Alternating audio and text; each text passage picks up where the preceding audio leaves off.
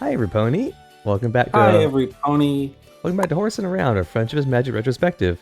I'm Pearl Cypress, depending on context. This is my co-host. Hi, I'm still V. Welcome to season 2. Yeah! Welcome to season 2. We did it, guys. One whole season of the show. Today, my favorite pony is nobody. Luna. That's next episode. I know, right? Dude, I forgot that was so early in the season. Yeah, I had no idea that was like season 2, episode 4. They got her. Fuck? Sad we're not going to be able to do that before Halloween, but oh well. Yeah, that's okay. It's fine. It'll be fine. Oh, we got a lot to talk about this episode. Yeah, we do. We got a whole two-parter to talk about, and then we got another normal episode to talk about. Completely normal. And then we have to do a little bit of wrap-up from last week, and then this week's fandom catch-up as well. Yep. Oh. I have combed through all the bullshit on Equestria Daily since where we stopped last time, and I've compiled about a dozen or two interesting things that I haven't looked too deeply at. So we're just gonna kind of rapid fire to give you an idea of what the fandom was going through in those couple of months between seasons. I got like 2 bits planned for the fandom segment, but for precedence, there was a 4-month gap between the end of season 1 and the beginning of season 2. Interesting to note is that we had no idea how long the gap would be at the time. Because, and that's not necessarily atypical. A lot of the time when a show ends and you know it's getting a second season, you don't always know right away when the second season is going to be coming out. The announced date, for the record, season 2, episode 1 aired on September 17th, 2011. The announced date for the premiere of the season was like fucking August, like 22nd. Yeah. 2011. Less than a month prior to the show returning to the air, they were like, "Oh, by the way, here's the fucking start date for the episode." I don't think we knew how many episodes we were getting. We didn't know a lot. There was not a lot that we knew back then. But yeah, so the show's been off the air for about 4 months, and now we're back with a 2-parter. We begin, as will be the standard every single season going forward. Yes, every single season going forward will begin with a 2-parter. Oh, season 1, episode 1 and 2, Return of Harmony Part 1 and 2. Written by M.A. Larson, our good friend. Our good friend M.A. Larson. Who was on Twitter recently talking about how the show should have been called Applejack and some other motherfuckers. Yeah.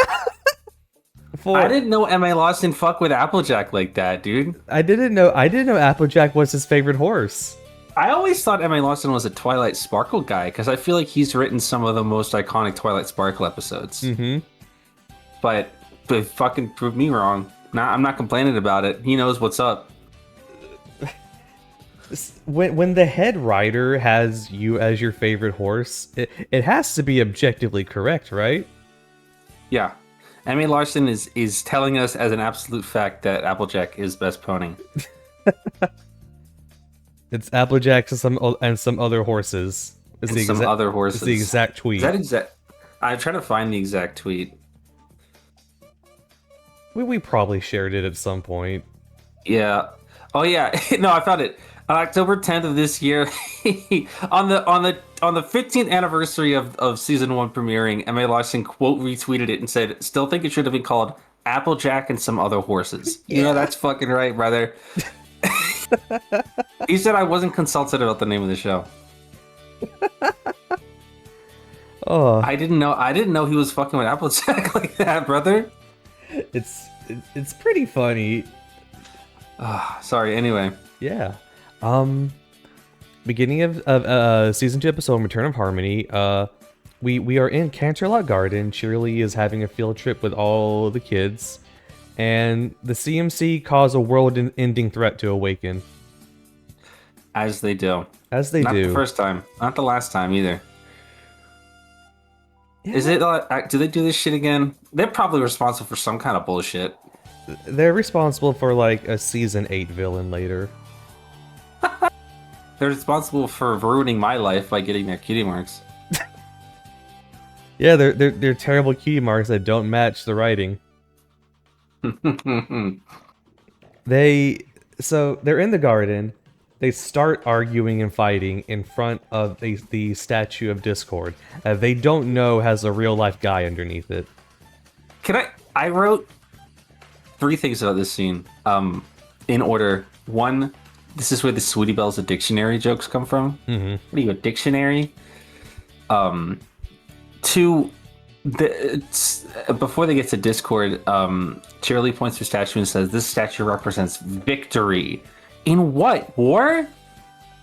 Well, listen.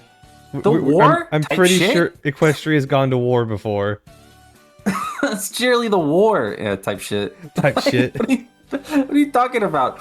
3, I wrote this exactly. Celestia is a sick fuck for putting Discord on display like that. Yeah. You're a sick fuck.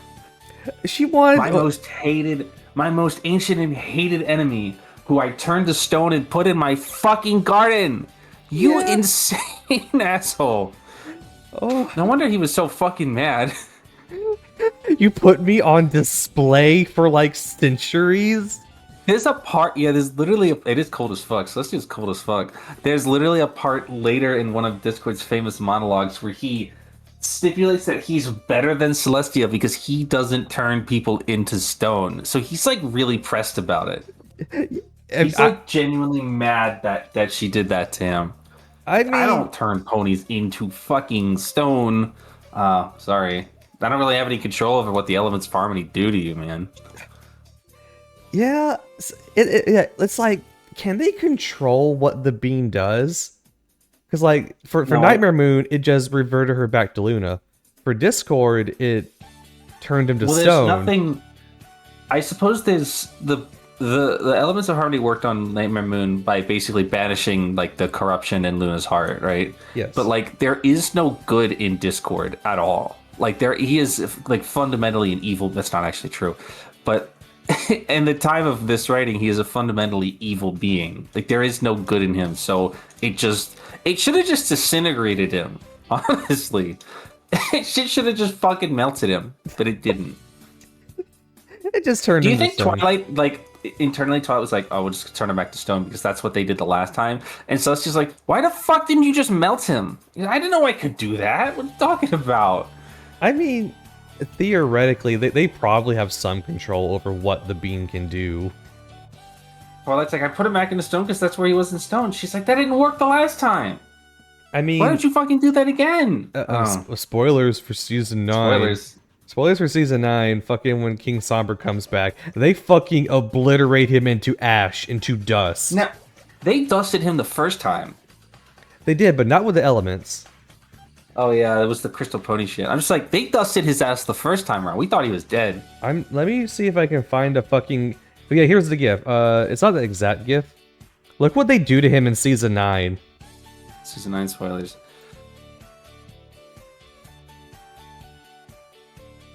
I thought they didn't have the elements. What the fuck? Yeah, that's what they do to him.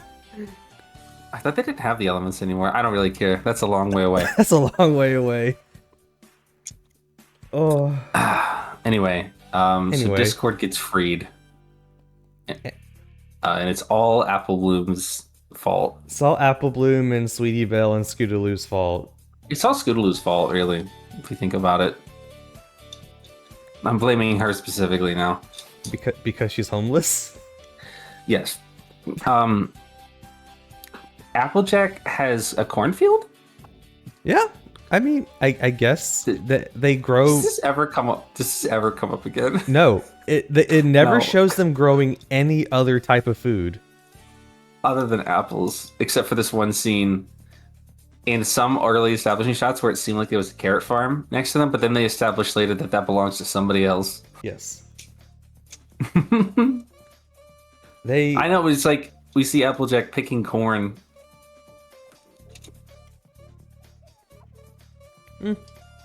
Yeah, the apples do manage non-pony animals, but I imagine they use the pigs just for manure. I don't want to think about that again because then we're gonna have to talk about the talking cows from season 1 And the goats. and the goats. Are goats people? Are cows people? Do you want to talk about this again? No, I don't. I don't. No. Do you guys want to talk about fucking cow rights? Oh. I don't. Let's move on. We begin with, things are going weird. There's cotton there's a lot of food related changes. Cotton candy clouds, chocolate rain. Pinkie Pie literally says that later in the episode. Yep. Corn We're turning into gradually popping corn. reintroduced to the main 6, although it doesn't really count as much of a reintroduction because I don't think they think that you've forgotten who the characters are. Oh, they do they do when they introduce Discord. Discord reestablishes the lore of the elements because there's no way you fucking remember that because it hasn't come up since season 1, episode 2. Mm-hmm. But it's not like we take the time to reestablish the characters' personalities. I guess they do actually in the maze scene, but not at the scene. We're casually reintroduced to the characters probably a few weeks after we last saw them at best, right? How long do you think it's been between the end of the gala and this happening? 4 months. You know what? 4 months in world. That's probably it. It's probably been a couple of months, a couple weeks at least. A while. It's not like it was like yesterday. That'd be fucked up. Oh. Last night was the best night ever, and then, unrelated to that, a demon has been unleashed upon the world. Fuck. So as the world is starting to get weird and change, Twilight's like, "Don't worry, everybody. I have a spell that can fix this." And she does a spell. It doesn't work. It doesn't work. It doesn't. And Spike's like, all right, well, I give up. We tried everything. We tried everything. I'm going back home. Spike is a bum in these episodes. Spike doesn't get to do anything these episodes. He's a bum in this 2-parter. He doesn't do shit. He goes back home. What's he gonna do? What's he gonna do against Discord? What is he gonna do after? This is getting ahead of ourselves a bit, but after the ponies separate or like go, they end up going to Candlelight. Spike does not go with them, and when we come back to Twilight's house in episode 2, Spike is just sleeping on the floor. He like not even in his bed or anything. He's just like passed out on the floor. What a fucking bum. He's just a little guy. He's not. He was tired. He had a long night. This is above his pay grade. He had a long night doing some stupid shit, I'm sure. Playing video games, playing Call of Duty. So all the characters congregate to Applejack's farm to try to see what the hell's going on. Rarity has a sweet little gesture where she, approaches Applejack of her own free will and asks how she can help, and then quantifies that she's not actually going to really do anything about it. But it's still nice for her to offer, Rare Jack moment. And then she has another nice moment where she gives her little umbrella to Twilight. Yeah, that was really cute. It is cute. Here's a question I wrote at this time. Well, actually, no. So they sort of corral the animals and the clouds and stuff, and Twilight gives a little speech to Spike about how you can do anything if you work together and don't give up or some shit like that. And then Celestia calls them to Canterlot, and then the scene changes to them being Canterlot. Here's my question, and you may know the question that I'm going to ask here. Where's Shining Armor? Don't worry about it. Where's the captain of the guards? They haven't thought about him yet. Where's the captain of the Royal Guard? Where's the third alicorn? In fact, where's the second alicorn?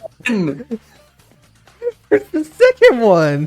Do you think Luna just slept through all this shit? Deadass. That is what the fandom thinks. For every major event that happened in season 1 and season 2, she was just sleeping. She's sleeping through that shit. She wakes up like at her normal time.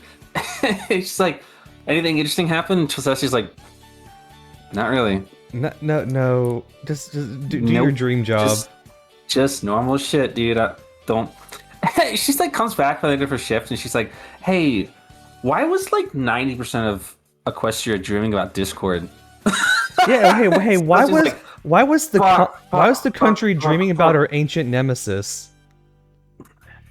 It looks like out the window. It's like, hey, where's this statue of Discord? Yeah, I moved it for cleaning. Celestia still trying to get Luna adjusted things and doesn't want to stress her out. She's just freak her out. She's like, yeah, I just I moved it. He's like, why was everybody having dreams about Discord? They did there was a documentary about it. They released a documentary. They released a documentary about it. Yeah, they did it. I wasn't interviewed for it. Yeah, it was. They filmed it last year when you weren't here. So, yeah. Yeah. Okay. Oh. Okay, dude. All right, man. Whatever you say, dude. All right, for sure. So they arrive in what is known as Canterlot Tower, which I assume is always the tallest thing you see when they do that shot of Canterlot. Yeah, I assume that's like the big spire in the castle that you see from the distance. Mm-hmm. Which is it's a hallway of glass stained murals, which is pretty cool. Yeah, which is depicting various scenes, which include Celestia and Luna battling Discord, Discord torturing people, and what I assume is a very recent addition, the main six banishing Nightmare Moon. Mm-hmm. Did Celestia commission those, or do you think they just like magically appeared there? I assume she paid an artist to make those murals. They were surprised to see them. Yeah. They didn't know about these murals. That's funny. I mean, it's funny to me. They gotta know they're like national heroes now. Celestia commissioned these things apparently without consulting them, which is like fine, but it's like they didn't know about it. Interesting tidbit that's certainly was definitely not intentional, but the first of the main six to react to Discord, like when they see the murals of him, is Fluttershy. Yeah. Which is interesting considering, future events. Obviously that wasn't planned out, I'm sure. They did not plan. There's no way that they planned. They did not plan Fluttercord at all. They did not plan it. First of all, there was no way that they even thought they were going to get the character back again after this. Yeah. I have to assume that in the writer's room at the time, they were like, this is a one and done thing. We're certainly not going to be able... I'm avoiding talking about it because I want to wait to talk about it until Discord himself actually appears. Yes. But they probably were thinking there's no way we're getting this character back. Like, this is it. So we have to pull out all the stops here, and we're not going to, like, do this shit later on. There was no way that they were thinking about a season 4 episode in the middle of season 1 Do you think fucking Fluttercord fans like, there it is, there's the moment? No, shut up. Yeah. We do not support that shit in this channel. I don't. Trust me, I don't. We do not support that shit. Do I think it's cute that they're friends? Yes. Do I think that you should be allowed to ship them? No. I will infringe upon your rights and say that. You are not allowed to do that shit. This is a Yuri house. This is a no Fluttercord zone, brother. You can't be doing that shit in my house. Take that shit somewhere else, dude. Yeah, so Celestia gives a lore dump, which is the first lore dump we've gotten basically since the original two-parter, implying the following things. One, Celestia and Luna themselves used to be the bearers of the elements of harmony, but she implies that they never were really the right bearers. Because there's 6 elements and only 2 of them, Celestia seemed to imply that they never were really able to use their full power before. And they just kind of won even despite that. I mean, also because they have god magic, I guess. 2, the timeline that she seems to imply indicates that Equestria was founded. It was founded after Discord's defeat. Well, the timeline as we know it, including Heartswarming Eve, which we'll get to later this season, implies that Equestria was founded by 3 tribes of ponies, which we know this is a fact. And then this was before Celestia and Luna were like in the picture at all, right? They either didn't exist or were not in Equestria at the time. Then Discord showed up. Equestria was founded, and then at some point later, Discord showed up and tortured everybody for God knows how long. And then Celestia and Luna showed up, defeated Discord, and presumably at that time were appointed as the rulers of Equestria. I'm assuming. I mean, two god beings show up and beat another scary god thing. Like, all right, you're our new rulers. All right, well, I guess we're gonna research you now. Like, I would assume that they were not they were not already a ruling body prior to Discord being there. I assume that they I don't believe entered so. the equation after he was gone. Um, and also they seem confused when she says this, but she's like, "Well, Luna and I aren't, tied to the elements anymore." And Twilight's like, "What do you mean?" She's like, "What do you fucking mean? What do I mean? You're the bearers of the elements of harmony. Did you forget that?" Did you forget? Did you forget? Apparently she did. You're chosen by destiny. Did Twilight think that it was just like a one and done thing for them? Maybe. Maybe. Also, Twilight or Celestia mentions that the elements are kept in the Canterlot Spire now, after they've been recovered by Twilight and her friends. But of course, we know that they used to be kept in the old castle in the Everfree Forest, which I guess previously used to be the center of Equestria. And then Question mark? Her battle with Luna happened, and she's like, I don't want to live here anymore. Well, and then the Everfree thing. I still not clear about when that happened or why. Was that a Shadow Moon thing? It was a Nightmare Moon thing, probably. Okay, I mean Nightmare Moon. Shadow Moon is the guy from Kamen Rider. It was a Nightmare Moon thing. There has to be art of Shadow Moon and Nightmare Moon hanging out. Absolutely positive. There has to be. Absolutely positive. Pinky says chocolate rain, which is a joke. And then Celestia sticks her horn into a big hole. Her horn is the key. She doesn't even. I think it would have been funny if she turned her head like a key. She twisted her neck. Got it. Got it. And then there's a big sparkly box, and Celestia's like, Twilight, you and your friends need to use the elements of harmony and banish Discord or whatever. And then she opens the box, and they're not there. And then I think they cut to commercial after that. They do cut to commercial.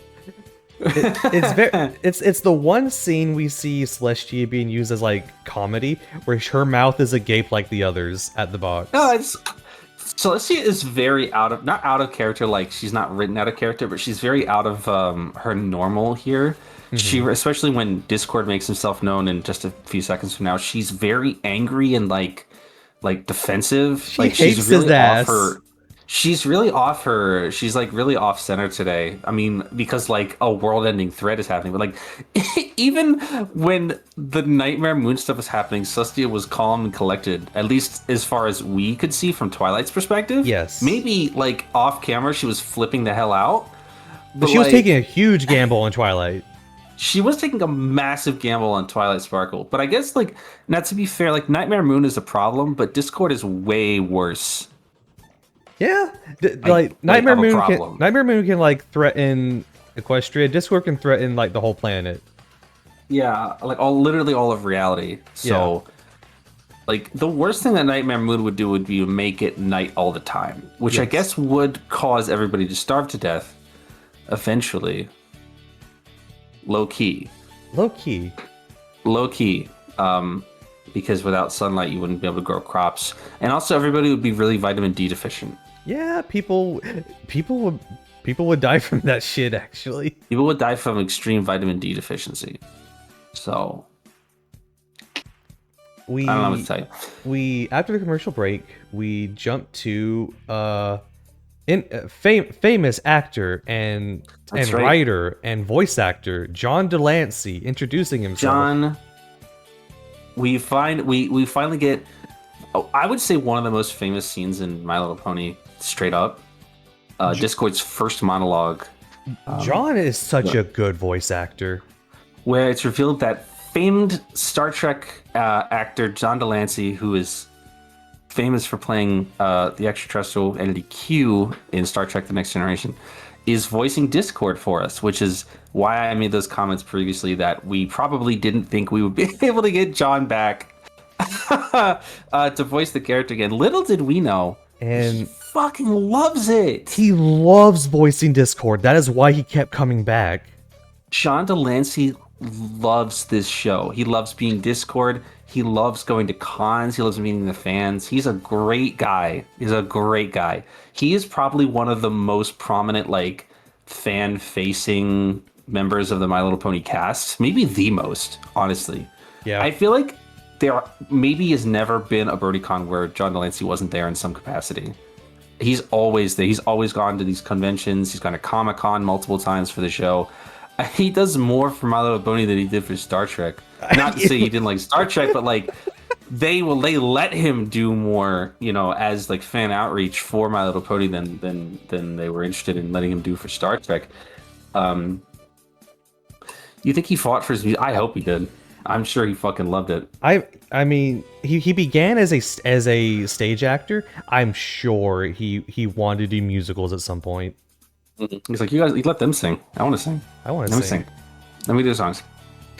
So famous Star Trek actor John Delancey is here basically because Discord, the way that Discord is presented is basically just an XP of his character Q from Star Trek. It's just Q's persona.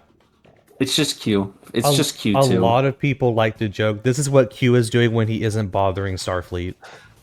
I thought about that while I was watching the episode. I'm like, this could just be where Q go. Like, this could just be what Q does.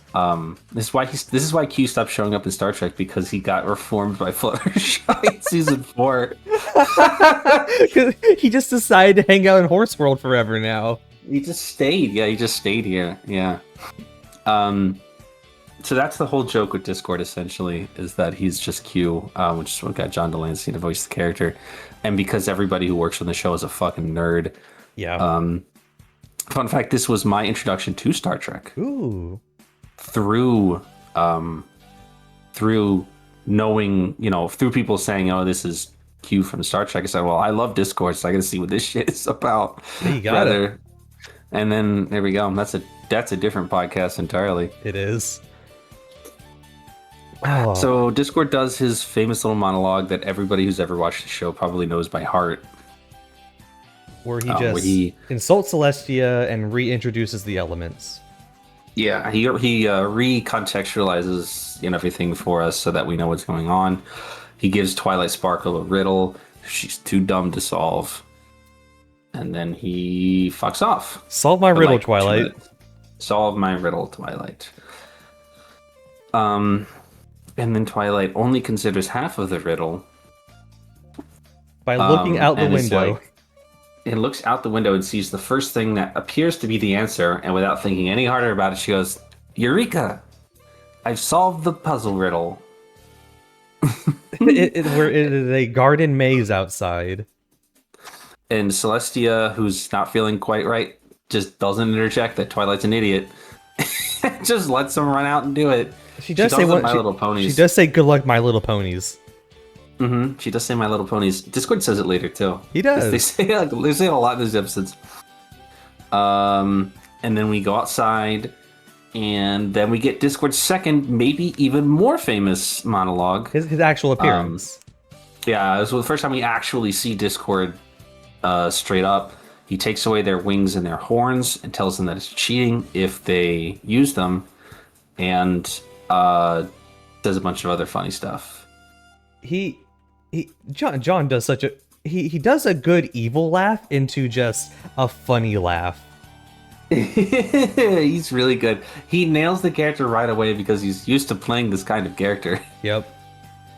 Just a trickster character who likes to fuck with people. Mm-hmm. He plays a funnier version of Q in this, and it's really good. I wrote down Discord would have loved to rage bait people on Twitter. It's so true. He would have loved Twitter. Rip Discord. Maybe he still does it.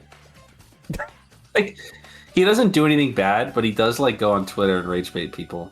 And Fluttershy just lets him do that, you know? Just as an outlet. Yeah, he's got to have an outlet, Like, it's either this or he starts fucking putting people's heads inside out. Like, what do you want me to do? Listen, he does this or he starts changing the laws of gravity, man. Like, he's gonna start making shit weird. Like, it's just let him rage bait Mayor on Twitter. It's fine, man. Downplaying season 2 Epic Chaos. That's right. Discord's such a funny character because he becomes not much of a spoiler. He becomes a reoccurring character later on, and the writers have to write him out so hard every time. Yeah. So again, this is spoilers, but in season 4 or 5, I don't remember which one, in a later season, but not that late, there will be a plot of an episode where the main six will morally redeem Discord, and so he's allowed to like be out of his internal prison on the precipice that he does not continue to do anything bad. And that's a really doozy of an episode that we'll talk about in depth when we get there. But that does mean that Discord is just hanging around all the time now, so that every time that a serious threat props up, we have to bend over backwards to explain why Discord either won't help or can't help. He's either lazy or there's a contrivance that prevents him from helping. It is kind of funny that they have to do this all the time, but I don't like.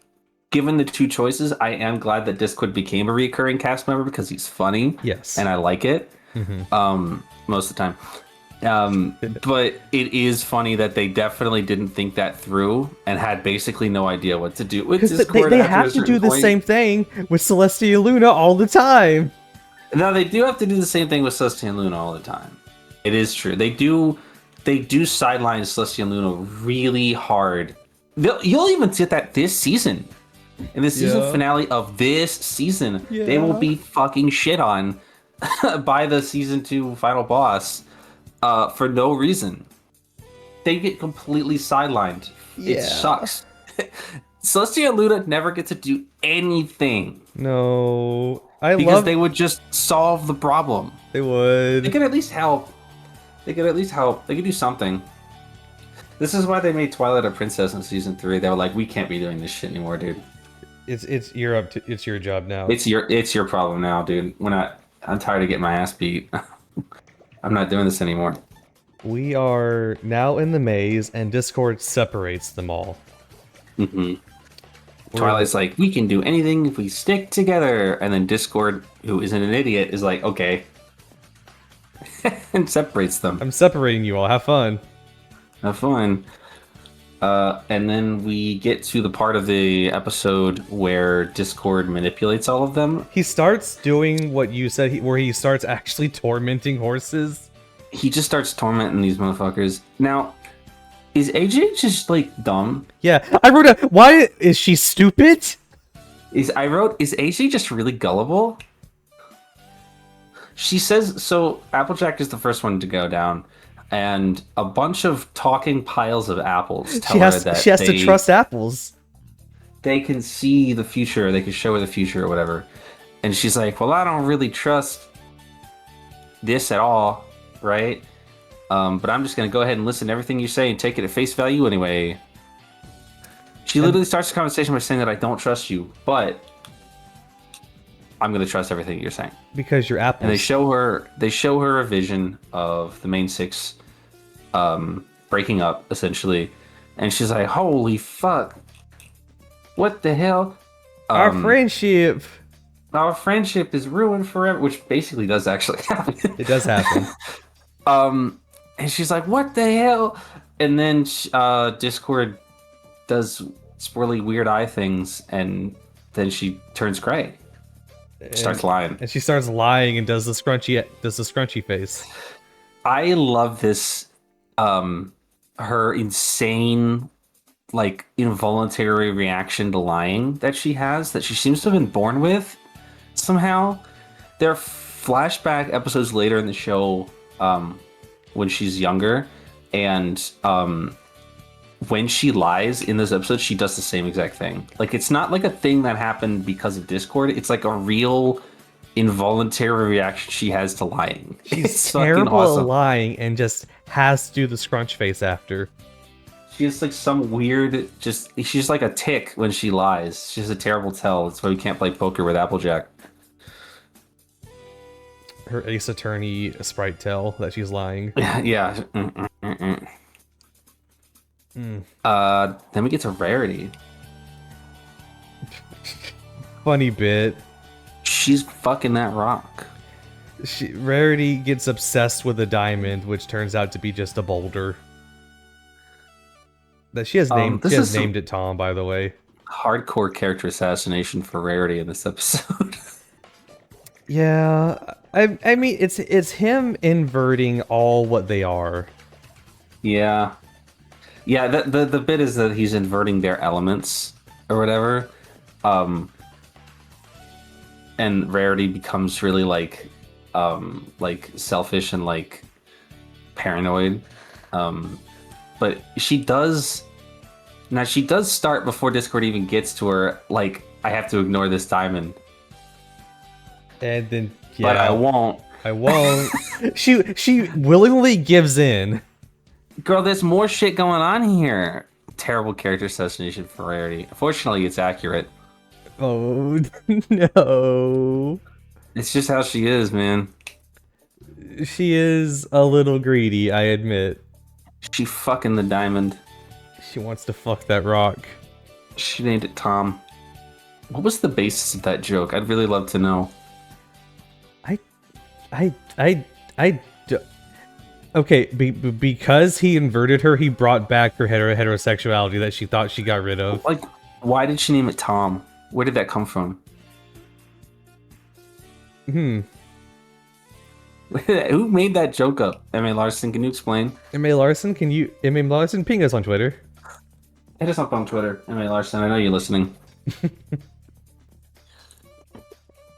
Oh, and then we go through each of the Love. other elements. We go through Fluttershy. Pinkie Oh, yeah, Pie. Pinkie. I didn't even write anything about Pinkie Pie. It's nothing. She just doesn't like being laughed at anymore. Yeah, she doesn't like being laughed at. Which is fair. The Fluttershy one is the best. She was rage baiting him. She was rage baiting him. Also, there's another one of Fluttershy's famous scenes where she extends the length of her neck like 6 times. Yes. Her neck become long. Her neck become long. Discord tries to rage bait Fluttershy, and it just doesn't work. And he's like, "Aren't you tired of being like a useless motherfucking piece of shit?" She's like, "No, not really." I am, and I appreciate. He's like, "Doesn't it make you mad? Doesn't it make you mad that everybody thinks that you're useless?" She's like, "I am useless." It's like, he could have. Listen, dude. She is a trans woman. She is used to this shit. Her low self-esteem. She's the only one that he couldn't break, which again I think is funny. Again, they didn't plan this at all, but I do think it's funny going forward that he's the one that, like, she's the one that will like break his streak of wanting to be a villain or whatever. Yeah. Because he's just incapable of breaking her. It can't be done. You cannot break Fluttershy. So he just resorts to just using his powers. Like, all right, you're gonna be a bitch now. Stop! Fucking die! I love this scene a lot. For those reasons, and because like with Discord doing that reveals that like he doesn't have to like mentally, he doesn't have to like psychologically manipulate them. He could just do it. He just likes doing it. He's just doing it for the fun. He's just doing it for the love of the game, baby. That's Discord's whole thing. He's just doing this shit because he loves it. He's not trying to like. He has no goals. He loves tormenting horses. He has no goals other than like amusing himself. Like he has no like. He's not gonna like take over the world or whatever. I mean, he is, but like not because he wants to, just because it's funny. And he gets so mad at Fluttershy. She's like, "All right, fuck you." Arrivederci. He does say Arrivederci. And then Mean Fluttershy. I wrote Mean Fluttershy probably did some things to some of you. I have a friend, a good personal friend. Mean Fluttershy did things to them that they have admitted to me. Mean Fluttershy did some things to some of you. You don't have to admit it. You don't even have to admit it to yourself. But some of you, Mean Fluttershy did something to you. Yeah. And you know it's true. Mean you, Fluttershy is like the highlight of this two-parter, I think. Yeah. It's like consistently the funniest one out of all of them, except for maybe a couple of Rarity scenes where she's like fly kicking fucking Applejack in the face. It's just her being a straight up bitch for their next 2 episodes. Andrea Lemon does a really good job of it. Yeah. As expected. And then we get to Rainbow Dash, and basically Discord is like, "Hey, I'm gonna blow up Cloudsdale. I'm going to blow it up, but if you leave, you can save it." Now, to be fair to Rainbow Dash, like, I think I don't. I'm not saying that she made the right choice here, but I'm not saying she made the wrong choice either, right? Like he kind of gave her a no win. He gave her some Batman. He gave her the Dark Knight scenario, right? I'm gonna Which blow up one of these two places. Which one of them do you want to save? he didn't really corrupt her because she stayed loyal to something. Not to the right thing, but like If she wait, listen, I think if she like completely abandoned everything, that she would have been properly inverted. what she did in the second part of the episode. So like I think maybe halfway through writing this, they realized like, wait, that doesn't make sense. And then because when we find Rainbow Dash in episode 2, she's just like jerking off on a cloud. But yeah, so she gets her. He gives her wings back. She flies off to save Cloudsdale, which is again objectively not a wrong choice to make. So Because it's like I'm going to blow up your hometown. And, like my parents live there. if they had made it to the center of the maze, what would he have given them? Would he have just said, "Hey, congrats, you won"? He would have given them a big ass middle finger and said you're stupid. Yeah. So because Rainbow Dash, so the second rule of the maze was that if anybody leaves the maze, the game is over and they lose. And so Rainbow Dash abandons the challenge to go save Cloudsdale, and as such, the challenge is forfeit and they lose. And Discord appeals and he gloats for a long time. Actually, he gloats so long the episode ends while he's gloating. The episode ends. The episode ends, and he with his evil laughter, and then we get to the My Little Pony theme song immediately after. And then so obviously you guys probably know this, but just in case you don't, episodes 1 and 2 were broadcast back to back as part of a hour-long season premiere, which again is the pattern that we'll see for all 9 seasons of the show. So this is nothing new. But that means that this is, of course, only half an episode, even more so than Return of Harmony Part 1 and Part 2 were. This episode literally ends in the middle of a scene. I watched this live. I think I watched it on a stream. I might have watched it on a stream. Yeah, I don't remember. And then Part 2 picks up legitimately seconds after. Like Discord is basically still laughing at them, Literally mocking them. and then Twilight is like, well, how are we supposed to find the elements of harmony if she's like, you cheated, and he's like, duh, stupid. I'm Discord. She's like, that wasn't fair, you cheated, and he's like, are you stupid? They're like, hello, I'm Discord, the spirit of chaos and disharmony. Hello? Are you dumb? And she's like, how are we supposed to find the elements if you got rid of the maze? And he's like, oh, you are dumb. I didn't say the elements were in the maze, right? This was just the game. It's just me fucking with you, right? And then he literally like teleports himself and Twilight back in time to rewatch part of his monologue from the first episode because it's so good we had to run it back. And he's like, look, I didn't actually say that the elements were in the maze, did I? You just thought that. Like, you just thought that because you're dumb. Anyway, see ya. I'm out. Bye. And he leaves. Then we get the funny thought that Twilight, wait, back home, Ponyville. Ponyville. Well, tell me if you know what I'm talking about here. When I thought that he said like back where you began, I thought he was referring to the castle of the two sisters. Where they actually found the elements of harmony. I legit thought that too. But, you know. Every time I watch this episode, I'm like, oh yeah. Are you talking about the castle of two sisters where the elements of harmony were restored? No. He means Ponyville. No. We do get the funny running bit that Rarity apparently knows martial arts. Yeah. Where people are trying to touch Tom and she's like, I'm gonna high kick your chin. Goodbye. Yeah, there's like about a quarter of the runtime of this episode is just shenanigans and antics. Yeah, pretty and much. They'll be like Twilight is like in the foreground, like trying not to have a panic attack. And like Applejack is in the background, like rubbing her fucking hooves on the boulder. And Rarity just comes in from off screen, just like kicks her in the head. Literally just fucking high jump kicks her. Just kicks her straight in the head. And like then Fluttershy will say something funny, and Pinkie Pie will not say something funny because she's not funny in this episode. She's not funny this episode. So through excruciating pain, they return back to Twilight's home. Tom goes through the wall. So now there's a big hole in Twilight's house. Don't worry about it. They'll fix it. And again, we find Spike on the floor, passed out, sleeping with like a bucket and a mop. Like he was like in the middle of mopping the floor and was like, you know what? Tired as hell, dude. I'm EP. I'm EP. I'm 5. And just dead on the floor. And then Fluttershy drops a bucket of water on him. He acts like a cat. What? He's like, what the fuck did you do that for?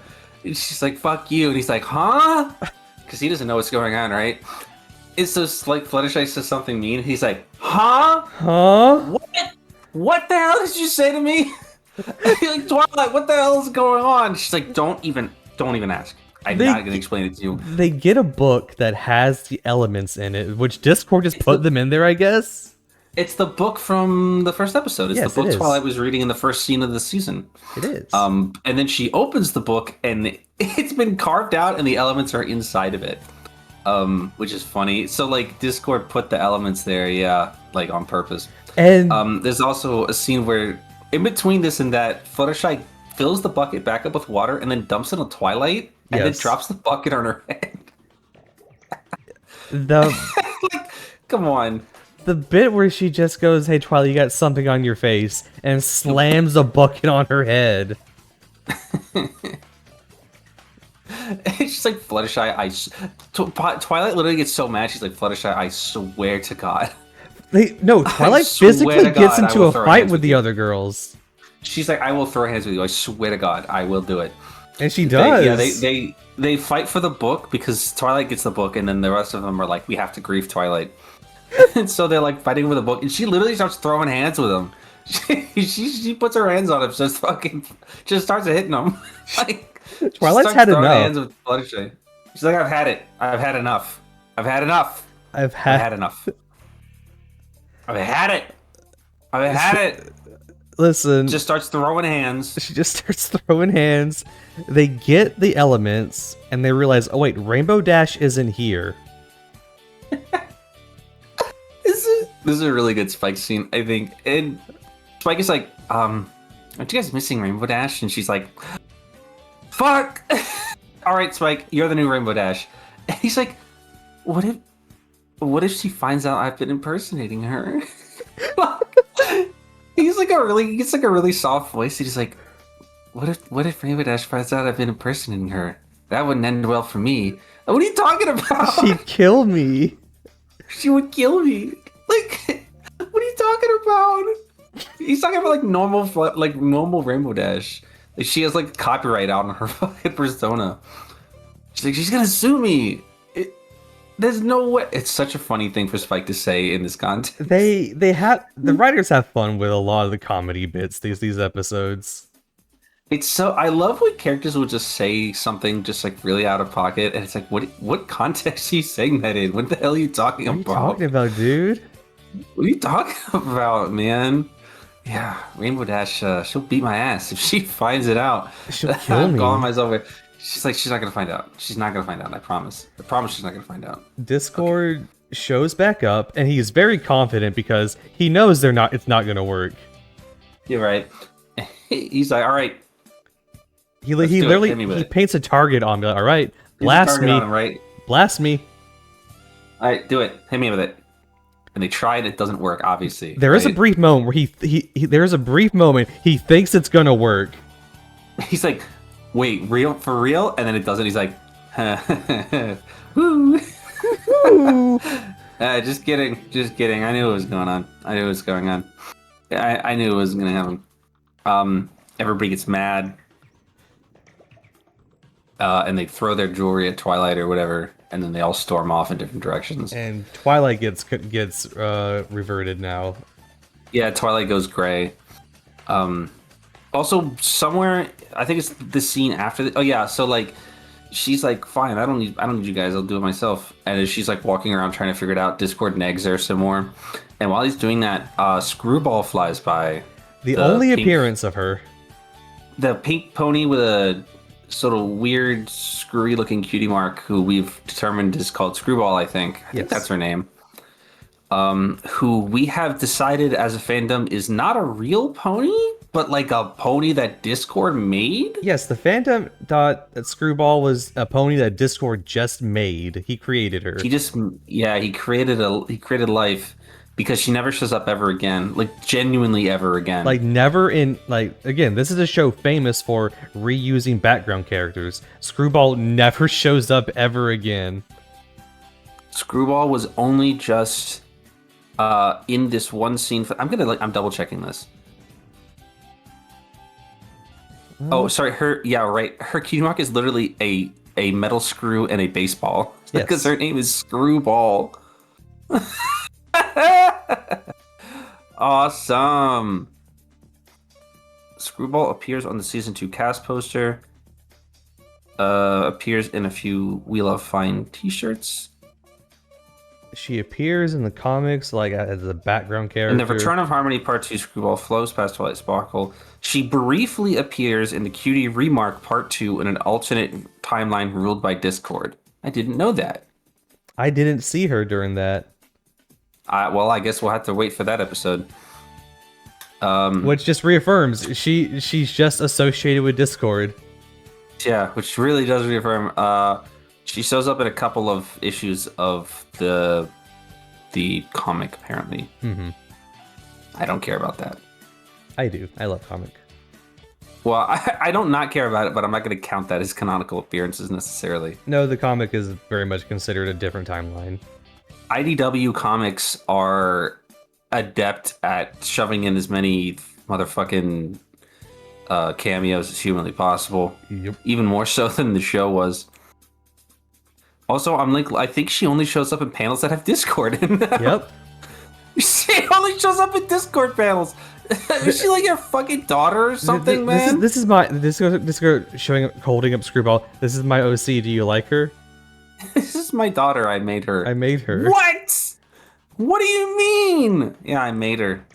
Just for fun. What happened to her after he left? Do you think she also got turned to stone and they just like didn't find her? Oh. She's just like in a ditch somewhere for like 6 months before they like let Discord out. Like several years actually. And then they let Discord out. And then she was given life again once he was unstoned. Yeah, she's like, I'm back. I'm alive. What's good? That'd be pretty funny. God. Anyway, back to the episode. Twilight's depressed now. Twilight's depressed now, and she goes back home to give up. And she's like, we're gonna move. We're gonna move. Seemingly not understanding that this is affecting literally the entire planet. Yes. And she's like, Spike, we're gonna leave. We're leaving. We can't do this anymore, man. We're gonna go. And Spike is upstairs, basically puking his guts out because Celestia is just rapid fire sending him letters. Just like a stack of letters, and she's like, "What is all this letters?" Which implies Twilight learned more lessons than she did than the first season. Yeah, they were way more than 26-ish, 24 really. Yeah. Episode like lessons there. So she's learned more friendship lessons than we've been led to believe. And Celestia it's the only thing Celestia is good for, apparently. Is she resends Twilight all of her friendship lessons from season 1, and Twilight remembers. She has a little flashback. It's cute. She has a little flashback from a couple of episodes. It's the first season, and regains her color. She remembers that friendship is magic, and she decides to force her friends to remember everything they've ever experienced. She does hit him with some sort of flashback beam. We only get to see it happen once to Applejack. She gets Applejack first because she knows she's gonna need Applejack to manhandle the others. That's because Emily Larson knows what's up. Yep. She's like, all right, Applejack, here's all your memories back. And Angel's like, wow, all right, cool. What are we gonna do?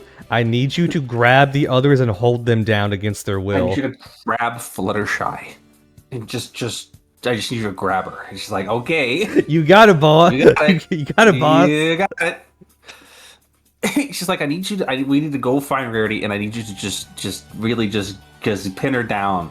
And she's like, I can do that. I'm listening. I can do, I can do that. I can do that. Yeah, I can do that. I think I can do that. This is a nice way to cash in on like the experience of watching season 1. Yeah. Is like just a quick little reminder, like, look at all these fun adventures our characters have had so far. Those adventures are important because they provided Twilight with the fuel to rally back and beat Discord. It's really nice. It's a good way to cash in on the goodwill that the show has already maintained with its audience. Why is Big Mac a dog? Oh yeah. So the changes that has happened to Applejack's family is that Granny Smith can dance and Big Mac is now a dog. Did he fix her hip? Like, did Discord heal Granny Smith? Why is Big Mac a dog? I didn't like that. Well, puppy girls. You didn't like that. I didn't like that. He licked Twilight Sparkle. I didn't like it. Oh, what do you think? I didn't like that. What do you think happened to Apple Bloom? Did she get her cutie mark? What? We don't see the Cutie Mark Crusaders again after the first scene of the episode. Unfortunately, they're all inside, like writing that essay for Cheerily. Oh my God, you're right. They're writing that essay about Discord. They didn't even notice what was going on, man. There should have been just like a cut to them in the middle of just like things upside down and exploding and shit, trying to find a way to get a cutie mark out of this. I mean, how can I make this about me? Hey, reality makes no sense anymore. They can make it work. The Cutie Mark Crusaders, whenever there's a world-ending threat, how do I make this about me? Oh, how can I make this about my cutie mark? They eventually they all get back together and realize, okay, we just gotta get Rainbow Dash now. Yeah. All right. So, Applejack, you gotta hog tie her down. She's like, I'm listening. I can do that. Yep, I can do that. And thus begins like a 5-minute, no, not that long, a drawn out sequence where they had to find Rainbow Dash, hunt her down, and hog tie her like an animal. So that Twilight Sparkle could beam the friendship back into her head. They literally treat her like a real horse. How they wrangle them. They Fluttershy gets mad at Discord in this scene. And she goes really fast because of it, and Applejack hog ties her like an animal. Yep. And then they unstraight Rainbow Dash and make her gay again. They make her gay again. And then she's like, "What the fuck? What happened?" And then Twilight's like, "All right, girls, let's go kill that motherfucker. Let's go kill that motherfucker." So they rock up with the elements, and Discord's like, he's apparently blind, and he's like, "This shit again? It's not gonna work. It's not gonna work. I will let you do it." We do see Twilight actually negates his magic. Oh yeah, he does. Yeah, he does do some magic stuff, and then Twilight makes a bubble. She makes a bubble that makes everything normal inside of it. Which is weird. It's like, I actually love how the writers are just gradually showing Twilight getting stronger as a spellcaster over time. She does bubbles a lot, I think. Well, you know what? That's her brother's thing too, actually, come to think of it. Like, we see how That's literally her brother's special talent. Come to think of it. It is. His talent is a protection magic. We see how Twilight goes from getting a headache while teleporting to just doing it at will whenever she wants. And the spell that she tried in the first episode of season 2 didn't work. She can now just cast it and stop chaos magic, which is pretty cool. I like it. Yeah, she learns, she levels up through adversity when needs to be done. And then they blast her. And then they fire the homosexual beam. and Discord, who's homophobic, gets turned back into stone. Anyway, I started blasting. And I started blasting. And then the last scene of the episode is a Star Wars reference? Yes, is literally a shot-for-shot remake of the ending of New Hope. Which was apparently, I read this on the wiki, was apparently supposed to literally be a shot-for-shot remake of the last sequence in New Hope, but some parts of it had to get cut for time, including a part where Pinky was going to make R2-D2 noises. What do you mean? I know! I was so mad when I read that. I was like, fuck! I wanted her to make R2-D2 noises. If you watch it's not subtle. If you've ever seen A New Hope, it's not subtle. Applejack does the Han Solo thing. Like, which is fucking awesome. Like, Spike is standing there off to the side, like 3PO. Like, so, it's awesome. Luna's not there. Luna's not there for some reason. She's asleep because it's the middle of the day. Celestia says that they are heroes who saved Equestria, and the episode ends. Again, they're 2 for 2 for saving the world. Oh. What a great two-part! What an iconic two-parter. This is the point where everything explodes. This is the two-parter. Season 2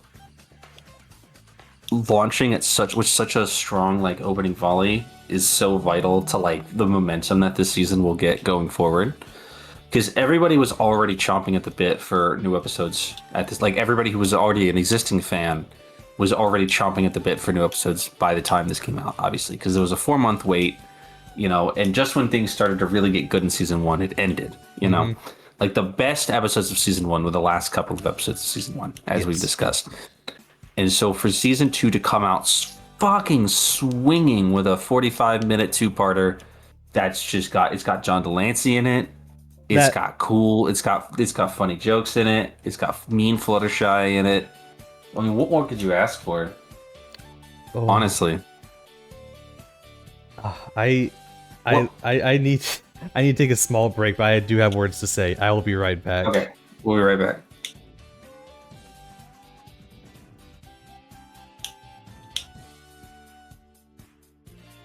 It is a very powerful start. It's probably like, I think it's probably like the best season. I'm not necessarily, don't know if I would say that it's the best season opener, like in terms of the quality episodes. It might be. It could very well be. But I think that it's the strongest season opener from just establishing, just like for what it did at the time that it came out and establishing a lot of things that it did. I think it really just like is the season opener. Like, it's just like we're playing fucking ball now, you know, like we're on that real shit. We're on that real shit now. We are on that real shit right now. By the way, since we've got a minute of downtime here, I want to shout out this Twilight Sparkle thermos that I'm drinking. That's Pabs sent to me, our good friend Pabs, that came, I guess, from China. Is this got Chinese lettering on it? I think this is Chinese.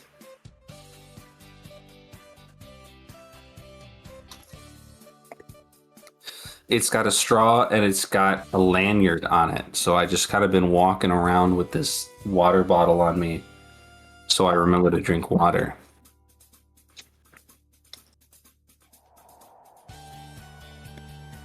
It's crazy shit out here, dude. Shout out Twilight Sparkle. Shout out Chinese Twilight Sparkle. This is official merchandise, too. It just... And it came out, like, last year. Like, the copyright date on this is 2024. It's like, why were they still making Gen 4? Why are they still making Gen 4 merchandise, like, now? I know why. Because nobody liked Gen 5.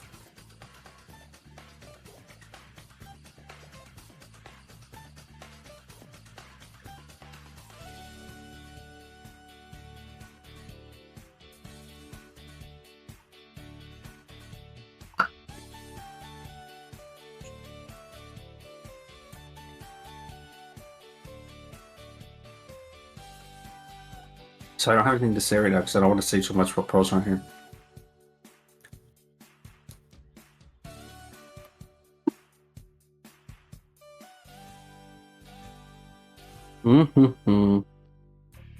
When we start talking about the next episode, I'm gonna go on like a 2-minute, 5-minute tangent about the theme song changing. So look forward to that in a few minutes. It's gonna be really boring. I'm back.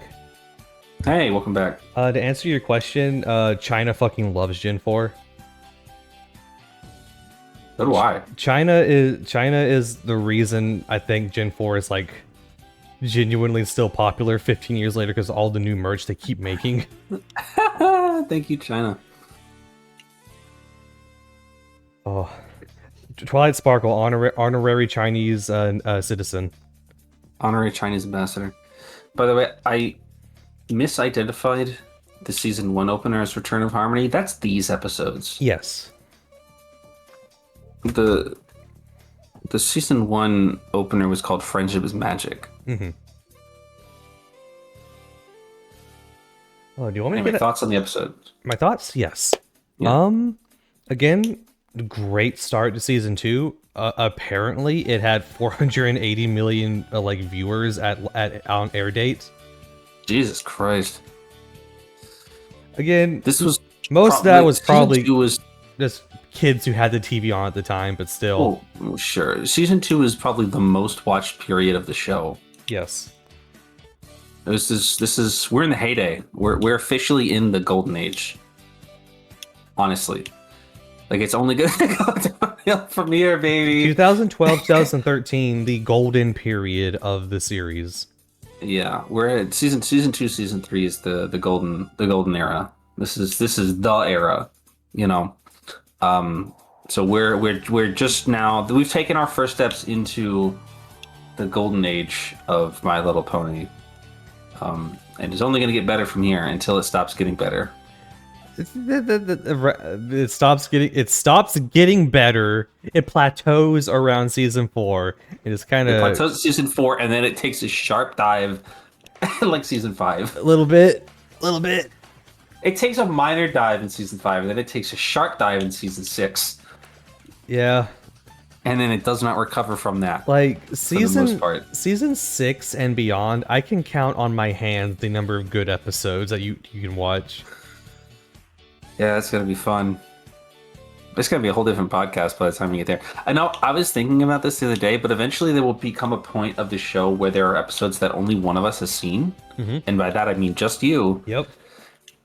And so, but even then, like, eventually we're gonna get to a point in the show where our like contemporary recollection of the fandom will end. Yeah. Right? Because even you didn't watch all those seasons while they were running live, right? You stopped watching live at like season 6. I stopped watching around season 5, season 6 live. Yeah. The 2016 to 2019 fandom, I know nothing about. I don't think there's anything to know other than that it was horrible. I just that it was a very loud vocal portion of the fandom that is hated the show, hated the actors, toxic. harassed everybody on the show. It was a very toxic time for everybody because basically everybody who had a soul left already. It was. That's a totally different conversation. That's a totally different conversation. We'll get there when we get there. We'll get there someday. Not to say the early fandom didn't have its problems, like obviously it did. It certainly did, but it definitely did. But at least you could chalk some of those problems up to the fact that it was the internet 2012. Yeah, true. You know? Oh, are you ready to move on to the next episode? I am, yeah. All right. Season 2, Episode 3, Lesson 0. Written by Megan McCarthy. Okay, before we start the episode, I have a tangent to talk about. Yeah. About the opening. Yes. As you may remember, to some degree, Season 2 features a new version of the show's opening. Yes, what it you does. may not remember is that remixed version of the opening doesn't actually start until this episode. Yep. The first 2 episodes of the show still carry the original Season 1 version of the opening. Starting with Lesson 0, there is the quote-unquote remastered version of the opening, which features re-recorded vocals, a new instrumental mix, although the melody and the the lyrics are the same, but the vocals have been re-recorded and the instrumentals have been rearranged. And there are also several minor visual changes that were made to the opening, mostly including additional minor characters being added, like Derpy and the other Apple family members. Yes. What you may not remember is that this version of the opening only ran in 2 episodes. What? Which is Lesson 0. Yeah. So this version, the episode of the version of the opening that you watched when we watched Lesson 0 this morning or yesterday, whenever you watched it, only ran for Lesson 0 and Nightmare Night, whatever that episode is called. Okay. After that, starting with Sisterhood Social, episode 5, now the audio is the same. In fact, the audio that's in this version of the opening will retain for every single episode of the show until the very end. That will never change. The visuals will change semi-frequently, including immediately following these 2 episodes. More visual changes would be added starting with season 2, episode 5, and then that version of the opening would remain consistent between season 2, episode 5, and season 3, episode 13, the end of season 3. And then season 4 would get a new opening because Twilight, things happen to Twilight. And a couple of other things change as well. And then basically every season from then on, the opening would be refreshed in some way to account for changes in the status quo, like the library being destroyed or Luna being added or shit like that. But what most people didn't remember, and even I didn't remember, is that this version of the opening that you see in Lesson 0 only ran for 2 episodes before it was immediately retired for additional visual changes that were introduced to Social, which would then be retired starting in season 4. However, the melody of the original season 1 version is still used as the ending theme for every single episode of the entire show. This is fascinating. fascinating. So the season 1 version of the theme does live on, only in its instrumental version being the ending theme for the credits. Other than that, you will never hear that shit ever again. Starting now. What a strange production this show went through. Mm-hmm. I will make a point to note when visual changes are added to the opening, which means that next week we'll talk about it when Social airs, and then we won't talk about it again until the start of season 4, which will obviously include major changes because Twilight Sparkle grows extra body parts.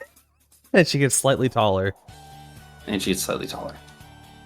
And there's like more side characters that are added, I think. Yes. I think that's when Luna gets added. Luna does get added to the Celestia shot in the opening in season 4. Implying that she does anything, which she doesn't. Hey, I know. Implying that Luna is in these episodes. Implying that we would get a Luna episode. Like, they added Luna in the opening of season 4, and everybody at the time was like, oh my god, we're finally going to get episodes about Celestia. No. We get one. Not until season 6, baby. We get one Luna episode a season. That's it. If you're lucky. If you're lucky. Season 3 didn't even have one. I don't think season 4 did. Did it? Where she was a background character, yes. Fuck off. That doesn't fucking count. Yeah, you know what? You're right. Luna did show up for like 3 lines of dialogue in Magical Mystery Cure. I hate it. I hate being a Luna fan. I hate being a Luna fan. I hate this fucking show. Why would you guys fucking make this a character if you're never gonna fucking... It's not like you need to hire it. Like, Tabitha St. Germain voices the fucking character. Yeah. Like, it's not like you have some celebrity guest. Fucking Discord has more appearances than Luna, and you had to hire another voice actor for that. Tabitha St. Germain is in the booth right now! Make her say something in fucking Luna voice! Fuck you! Nightmare Rarity! Oh. Anyway. Nightmare Rarity. Anyway, Lesson 0. Lesson 0. Otherwise known as Twilight's OCD episode. Oh my god, I literally... the first note I wrote was Twilight genuinely has... Actually, the first note I wrote was cupcakes, because Spike said cupcakes like that. Yay. And then the second note I wrote was Twilight genuinely has OCD. She does. She this girl needs to see therapy. She needs medication. She needs some medication. It's... The problems start before she even realizes the problem. Mm-hmm. Because she gets OCD about the cupcakes. where she's like, okay, hey, the cupcakes have a little too much frosting and they're touching each other. They touch each other. It's like, oh my god. Which she tries to fix it, and just by to fix it, she gives every cupcake just a little bit of frosting, and that's it. Yeah. Nobody even eats them in the end. Oh. So yeah, like the first bit of the episode is the Twilight has OCD, which is demonstrated by the cupcake bit and the fact that she has like lists for other lists. She'll make like a checklist about making a checklist, and then she'll use a checklist for that checklist. And Spike is like fed up with it already, even though it's like his everyday. It's like, hey, listen, I know I'm your assistant. You don't pay me for this. If I let you sleep in my house, what are you talking about?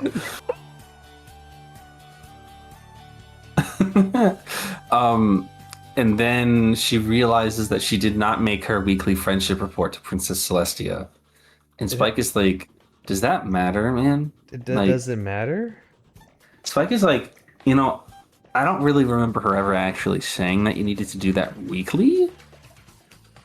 Like, I don't actually think it's just so. I'm like, so you have made a report on this every week for like the last year, like every single Tuesday? He's like, yeah. Yeah. And he's like, did you learn anything about friendship this week? And she's like, no. And he's like, well, that's good, right? And that He's causes like, no. Twilight to begin her spiral.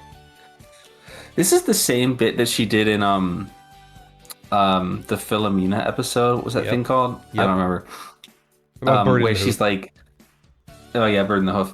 Where she's like, Fluttershy is unfortunately not here this time to tell her that she's being insane. And she's like, Celestia's she's like, I'm gonna get in academic trouble. And Spike's like, Twilight, you're like 25 years old. What are you talking about? So Twilight starts having a panic attack about two things. One, Magic Kindergarten, and she's gonna get demoted to Magic Kindergarten, or She's gonna get sent back to Magic Kindergarten. yes. And that makes me think, there's like, hey girl, did you get held back before becoming Celestia's student at one point?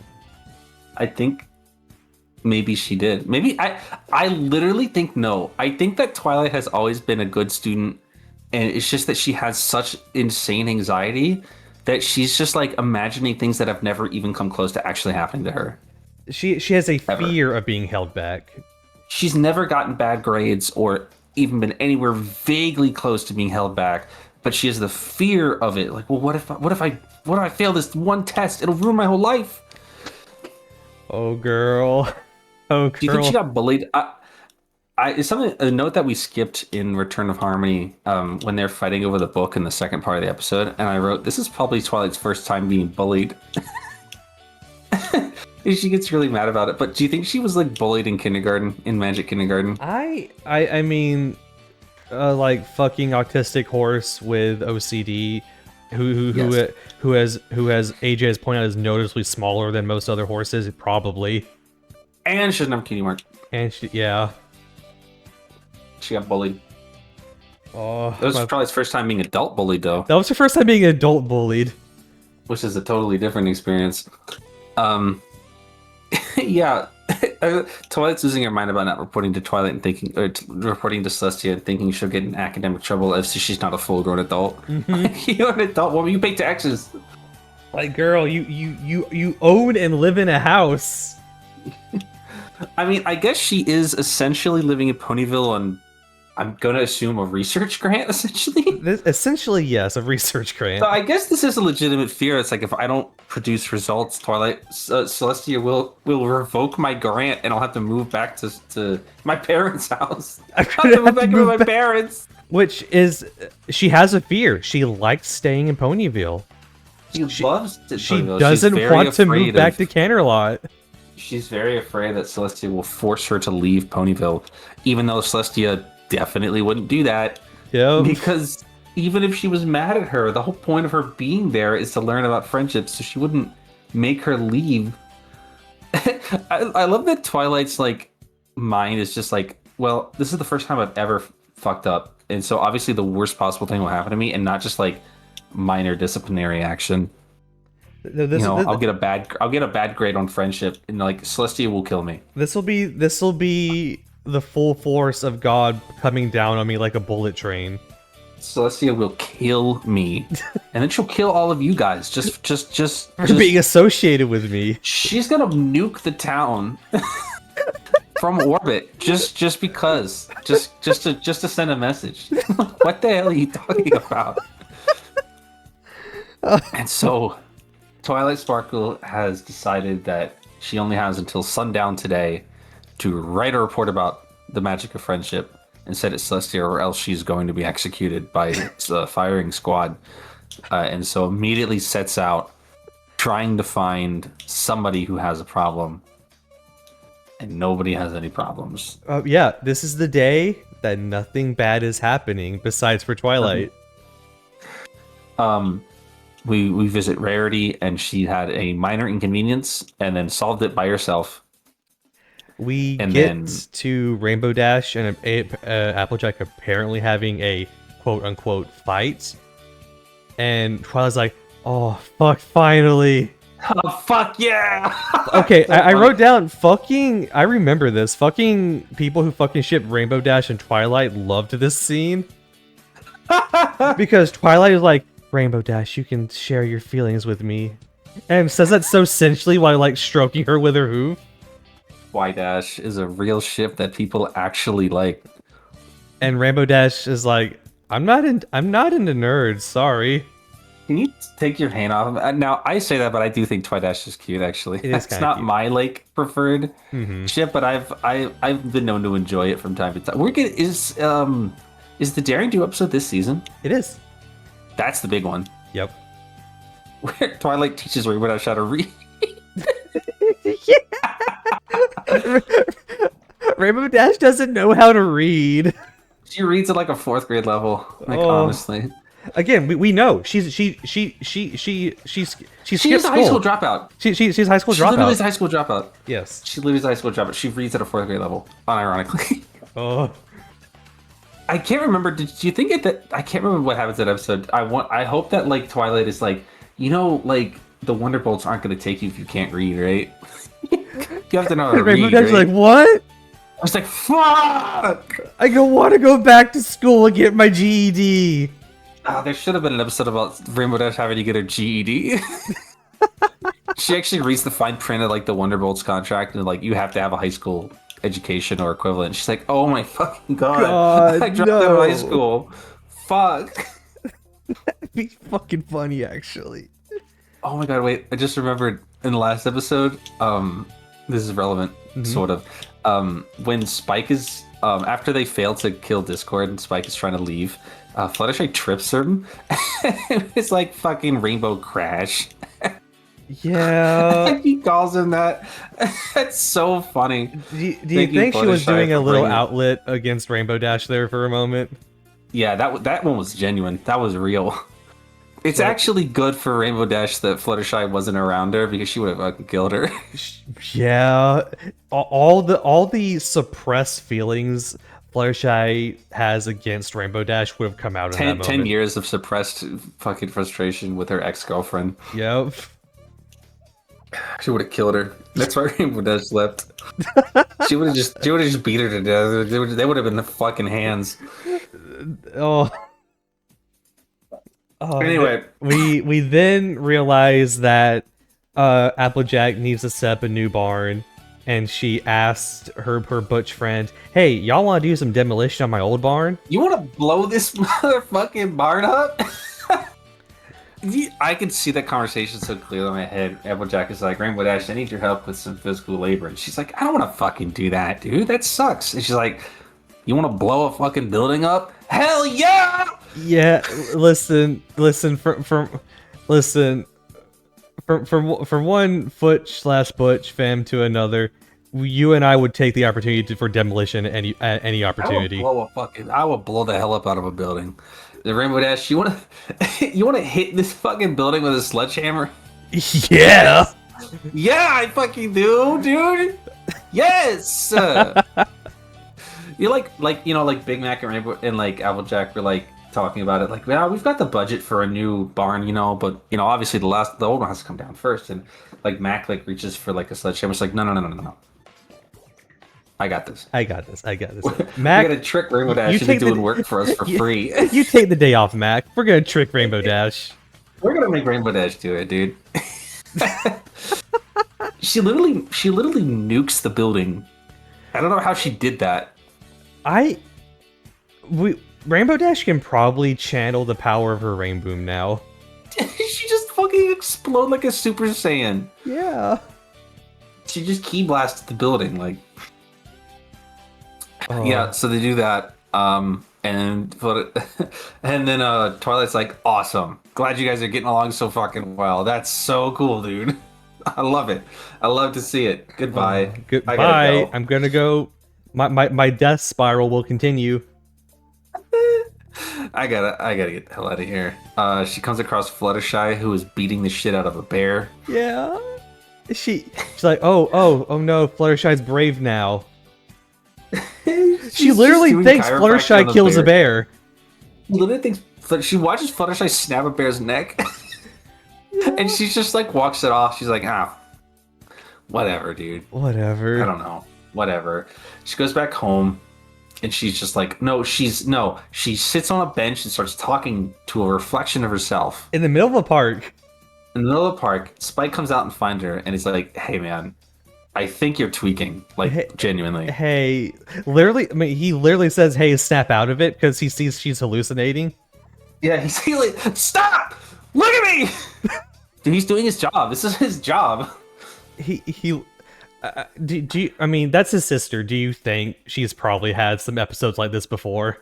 Yes, he literally recognizes what's going on with her. Yes. Because we learn later in the episode that he called Celestia after this scene. It's like, hey, Twilight's having another episode again. Twilight's freaking the hell out. He literally, like, he literally is the only one who takes her seriously in this episode. Yeah, which is good on him, honestly. Yeah. Spike tries desperately to snap Twilight out of it, and he's like, why don't you go see your friends? Spend some time with your friends. She's further gone than he thinks she is, but in his mind, he's like, maybe if you go spend some time with your friends, you'll calm down a little bit, you know?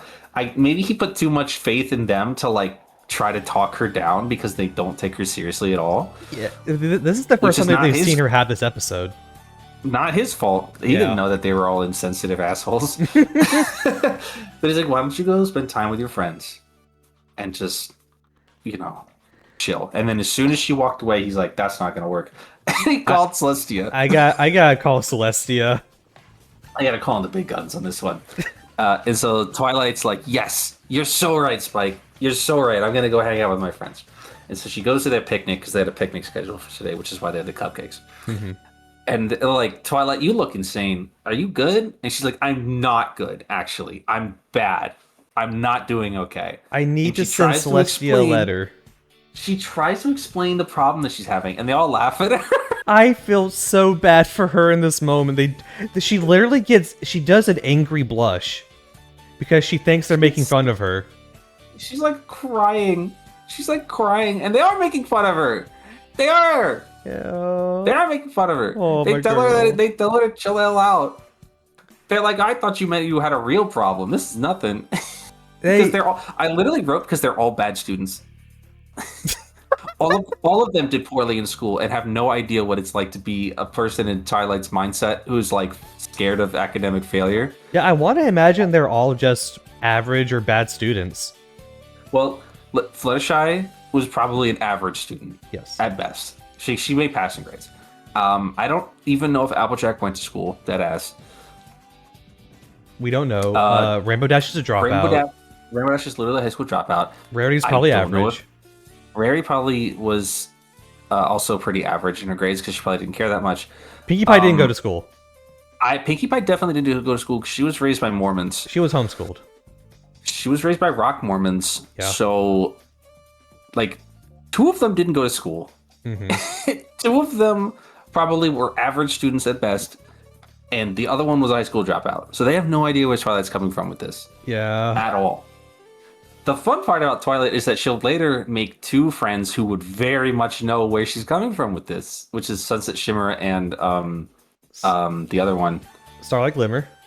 Starlight Glimmer. I can't ever remember their names if I say both from the Their other. names are all super three of them similar. have the same name. They all have the same fucking name. They all have the same name, but both being former students of Celestia themselves, and also absolutely insane people. Yep. Would very deeply understand where Twilight is coming from, because they're also both exactly the same. Because they're both just her. A lot of people just, yeah. Starlight and Sunset are. What if Twilight was never like properly raised by Celestia? Why did we do that same character twice? Because the Equestria girls canon is not considered canon to the show. I don't care. Like, they should have just integrated her into canon. I would have loved to have seen Sunset speak with Starlight. I was what I was going for is that Starlight Glimmer shouldn't have existed, and the character should have just been Sunset Shimmer. But I do love Starlight Glimmer too much to let her go. So understandable. Because could you imagine if we got the situation where I guess we already redeemed her, so that wouldn't work. But the situation where we redeemed Sunset Shimmer with Trixie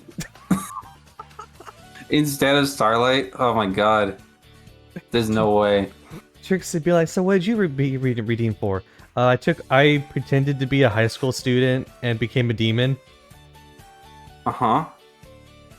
I tried to take over the world via high school drama, like via like prom. Oh.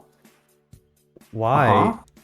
Uh-huh. You know what? Trixie is in that world, actually, come to think of it. She is. Trixie is in that world. You know, that could have been something. It could have been something. They should make one more Equestria Girls movie and introduce human Starlight Glimmer. Please!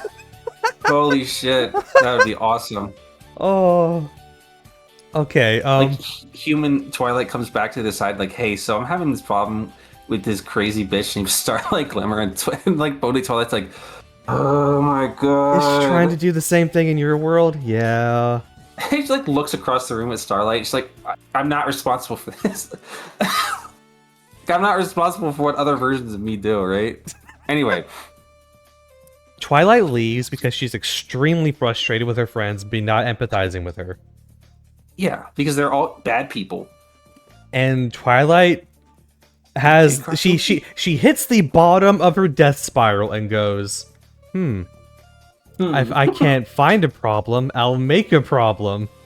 I'll make one instead. Saying it like the fucking Grinch. I'll make one instead. So she gets our little guy who's actually been down here the whole time. Her ugly ass doll. Her ugly ass donkey plushie named Smarty Pants. Smarty Pants. Which I think is very cute. She had a donkey plushie named Smarty Pants. It is cute. It comes with its own pen and notebook, so you can pretend that she's doing her homework. Yeah. It's a bleak look at Twilight Sparkle's fucking childhood. Listen, she read and she had a doll as a friend. That was it. It's bleak. Do you think she had that doll before Spike? Like before Spike was born? Probably. Do you think she stopped playing with Smarty Pants after Spike was born? From the age of... Does Spike know Smarty Pants? Do you think he knows him personally? I think so, yes. I don't think he knows him. He knows that guy. Oh yeah, Smarty Pants? I know him. I know that guy. Yeah, Twilight's best friend before I came along. Yeah, you know, I know that guy. You know, I've worked with him before. I know him. Yeah, me and him go way back, dude. Way back. You know, sure. Spike, 10 years old, is like, yeah, Smarty Pants, good guy. Smarty Pants. I haven't heard that name in forever. I haven't heard that name in years. That old son of a bitch. I actually think it's actually pretty cute that Twilight decided to bring her childhood toy with her to Ponyville. It is cute. It is cute. I like that. I like that she had it in a little box or whatever, like nearby. Like it was in her bedroom, so like she has him. She has him nearby, even if she doesn't like sleep with him anymore. Mm-hmm. And so she viciously terrorizes the Cutie Mark Crusaders by blowing up the ball they were playing. She like teleports herself into the ball that they were playing with. This is so scary, and I would be so scared if a woman I knew who was like my sister's friend started doing this. She like clearly insane, like pops up in front of them and starts talking to them, and they're like all very clearly like hearing stranger danger bells going off in their heads, They- but they're they're- like, no, no, they're no, no, thinking no, no. this is That's Twilight's Twilight. We know power. Twilight. She's not a Yeah. stranger. We know Twilight. She's not a threat to us. To us. She's like, you guys like my fucking doll? Do you guys like it? And they're like, no, yes. We Love it. love your doll that you It's can so see cool. on the screen right now. I forgot. I forgot to Yeah, put he's her. down. He's been down there. Mr. Smarty Pants has been down there the whole time. And Twilight's like, Um, I would hate for such good friends to fight for my doll. and they do fight about it, but like who gets it first because they don't want it. It's like, no, Apple Bloom, you should. It's like, no, you should fucking play with it first. And it's when it's clearly not working, Twilight's like, all right, I only have one recourse left. Why does she know this Why spell? Why does she know this spell? What? Who? Why? What? Why What is does this she spell? know a It's- spell that can make people become obsessed with something just by looking at it? As we'll learn later in the show with the Discord episode that we've been talking about, there's a lot of magic that seems to just annihilate your free will, Yeah? and we're just okay with that? Doesn't the dialogue imply she's used it before? Yes! Yes. I don't think about it too hard. Or do. You know? Whatever you like. Why is this legal? I choose to believe this spell is not legal. Is the spell like an overdrive because she's insane? And yeah, and we How know the Twilight. spell is, I don't think that's how the spell is supposed to go. I think she fucked it up because she's like cracked. She put too much juice into it. She put too much juice on it. Yeah, she put too much spin on it. Little spin on it. Like she cast a weird version of it. I don't know what it's supposed to do, but I don't think it's supposed to do that. So she enchants her doll so that the Keynote Crusaders all want it. And want to physically They hurt need each it. other for it. So they start hitting. Yeah, they start fucking throwing hands. They start throwing hands to do it. And then she tries to resolve the conflict and then realizes that she's not capable of doing so because they're insane now. And also, the doll starts affecting other people also. Like the entirety of Ponyville sees that doll and wants it. So now, like, 40% of the town by volume are like throwing hands trying to get this doll, including the mayor. Yeah. So there's just a big commotion, and it makes its way back to the picnic, where the rest of the main six are, and Twilight has to explains what warn she's them done. not to look at it. And he's like, "Don't look at that. Don't look at it." And she explains to them what she's done, and they're like, "Why in God's earth would you do that?" And she's like, "I told you." And then God arrives. Twilight Sparkle! Like, she can, like, blows her name out. This is the scariest Celestia's physically been the whole show. Yeah, Twilight Sparkle! And so Twilight's like, well, I'm done. That's it for me, guys. Way to go run. Celestia appears with the burning might of the sun and casts a spell that just ends Twilight's enchantment. Mm-hmm. And then Big Mac runs off with the doll. Yeah, Big Mac fucking steals it. That'll be relevant later. It will. That's a surprise tool that'll help us in, like, season 6. That's a surprise tool when you with all the trans femme coding and Big Macintosh. That's a surprise tool that'll help us later, but don't worry about that right now. I wrote Big Mac genuinely likes the doll. It's Yes, cute. I it is like very- it. it is It's very funny. cute. Does Twilight never gets her doll back, huh? No, Twilight never she gets just- Smarty Pants back. Mr. Smarty Pants is gone forever. Go off to a new home. You know, it's like Toy Story 4. No, what happens at end I of think 3? that's what happens. I don't recall. I think it is 3. It is into 3, and then it happens again in 4, and then they're gonna do it again in 5 probably. Mm-hmm. Don't worry about that. Derby gets another prominent cameo here. Her first She cameo in does. season 2. She's fighting with the She mayor. Yeah, she's grappling with the mayor, and then when the spell ends, she returns, like, her eyes, like, walleye again. Like, the spell, like, fixed her eyes, and then as soon as it's over, her eyes just, like, flip out. It's awesome. She's silly. She's doing this crunchy face. We've she'll be in a lot of episodes this season. She'll have a speaking role this season. She'll have a speaking role this season, which will get edited later. I wonder if the version that we'll watch will be the home release version, which will be the edited version. But we'll talk about that when we get to it. We will. That's a while from now. It's like half of this season. And so Celestia's like, Twilight, I'll be waiting for you at your house, and then leaves. And Twilight's like, well, guys, right, bye. It was nice knowing you guys. But Celestia's gonna kill me. So Celestia's gonna reduce me to ash. See you guys in hell, I guess. It's nice knowing you. Goodbye. And they're like, oh, that was serious? Oh. I mean, again, this is the scariest Celestia's been all season, and they think that, Twilight's speaking the truth. Yeah, they're like, oh my god, she's really gonna kill Twilight. She's gonna make her move back to Canterlot and then kill her. We cut to the house, and Celestia's like, you know you can talk to me, I'm your mom. So she's like, dude, are you serious? She's like, dude, what are you doing out here, dude? What's going on in here? She's she's probably not even. I know you don't have to send me a lesson every week. She's like, I never said you had to send me a letter every week. And she's like, huh? What? And then her friends bust in and like, please don't take her away. Like, please don't kill Twilight. Take her away forever. And Celestia's demeanor. What she was going to say, and she's like, oh yeah? Her demeanor instantly changes. Like, all right, convince me. It's so funny when Celestia pretends to be like some kind of like emotionally cold queen or something like that. Yeah. You know, she was probably, the next sentence out of her mouth was, Twilight, you're not in trouble. I am a little disappointed with you, but like, yeah, I was never going to do that to you.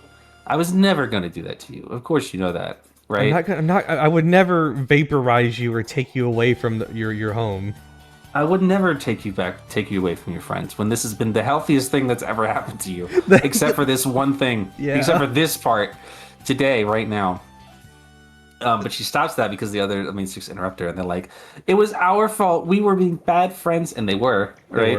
And like, we were being bad friends at Twilight. We didn't take her seriously, and it's all our fault that she did this. And so she's like, yeah? Yeah? She's like a moment in her head where she's like, okay, got it. I understand the situation. Okay, here we go. I'm gonna play these fucking fools. I'm gonna play these fools right now. Here we go. She's like, yeah? Okay, well, I guess I won't imprison Twilight forever in a case, I'm not gonna put her in stone. I was going to. But since you begged for her life, I will spare her from my wrath. For now. For now. Only if all of you start writing me friendship letters. Yep. Only, she looks right Twilight in the face. She's like, only when you actually learn something. And this is the conceit of the season, where the other characters start learning lessons. Yes, this is a very good idea. This is a very good episode in general. This is a very good launching point for the conceit that other episodes can just not really have Twilight in them. Mm-hmm. She doesn't need to be the center of every episode now. And there were episodes of season 1 where she already wasn't. But then at the end of the episode, Twilight would still say that she learned something. It's like, you weren't even in this episode. What the hell did you learn? Like Dog and Pony Show, where Twilight wasn't in most of the episode. And then she's like, I learned this shit. And it's like, no, you didn't. You didn't learn anything. You didn't do anything today. This is a welcome change going forward. I do like this change a lot. It really opens season 2 up to be way better than season 1 because of this. It doesn't have to follow the more formula. Insight to the other characters. I got a cute little Twilight moment for me personally during this scene, where Pinky just literally just nuzzles her head underneath Twilight's chin, like, please don't take her away. She does do that, trying to suck up to Celestia. Literally gets gets physically affectionate with Twilight. It's like, please don't take her away. Please don't take her away. And so yes, they all agree that yes, we will all write Celestia letters. And Celestia walks out of the balcony to dramatically launch herself into the air to leave because she can't just walk out the door like a normal person. And then she teleported. And then she teleported anyway. And Celestia's like, Twilight's like, wait, Celestia, Princess, how did you know? How did you know that I needed help? And she's like, because my goat Spike called me. My Because your man. boy Spike, my boy Spike called me and said that you were freaking the hell out. Oh. and and So, do you it's think like, Celestia is at the top of the list for Spike to call? yes. If She's he like- can't she's if he can't literally reach like- Celestia, he'll probably try and reach, I don't know, Cadence or Shining Armor. Or, like Twilight's mom, maybe. Twilight, do you think her parents even know she has a neurotic disorder? I would hope so. Her parents love her. I'm sure they know. Yeah, I'm sure. It's not like her neurosis. It's not like her fucking like shit only started like after she left the house. Like she was definitely neurotic like when she was a kid. Yeah. You know, it just got worse. Thankfully, this is the worst it ever gets. This is the worst it ever gets. The second worst it ever gets is the time travel episode. Yes, but it's not as bad as this one. Twilight gets really close to like snapping in that one, but she manages to just barely avoid it. Oh. And so they go back inside and they all take a letter to Celestia. And Spike at the end is like, but not me. I was didn't not learn wrong anything. here. I didn't learn anything because I was right. I was the only person who took Twilight seriously. And I saved the day, basically. And they're like, fuck you, Spike. He did. You did. He's like, I did. What are you mad at me for? I'm the only person who took Twilight seriously. I wrote one of the few times Applejack is wrong. Yeah, one of the very few times. I mean, again, because he was just being not as empathetic as she could have been. As she should have been. Everybody learned their damn lesson. Mm-hmm. If we don't take Twilight Sparkle seriously, she will destroy the town. She will cause bad things to happen. That's why everybody takes her seriously in the time travel episode when she starts running around screaming about some impending disaster that she has like absolutely no proof for, and everyone's like, "Oh my god!" Oh, is she gonna If cast Twilight a spell Sparkle again? starts screaming, you have to like. If Twilight Sparkle's freaking out, you have to listen to what she's saying. Oh, Like oh you god! have. Like the mayor has like Twilight Sparkle like contingencies after this. She's like a direct line to the mayor. Mayor, if she calls him like her fucking like Powerpuff Girls line and was like, something's bad is going to happen. She's like, Something's oh my gonna god, happen. something bad is going. Could you be any more specific than that? No. No. Okay. Awesome. I'm going to retire soon. I hate this job. Mayor must hate her job so much.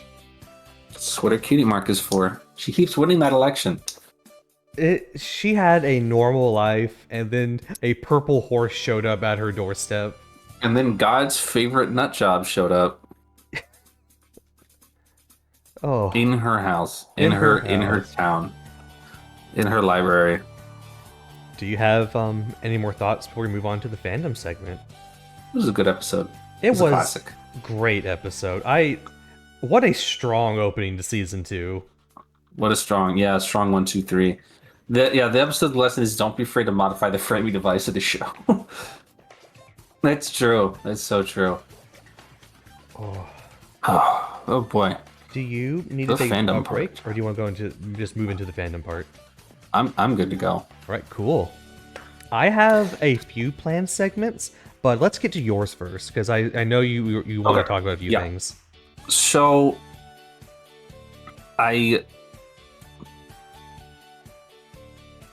I went through basically all of the months between then and now when we stopped last time. The 4 months of hiatus. And so I just kind of picked out a couple of interesting things and then didn't have time to actually like screen them. So I'm just gonna we're just gonna go through this real quick as it is.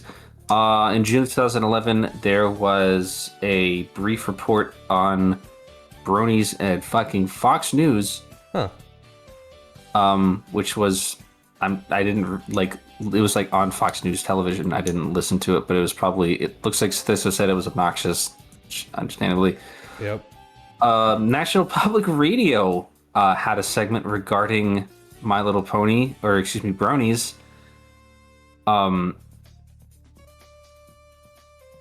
And hold on, I'm reading this now.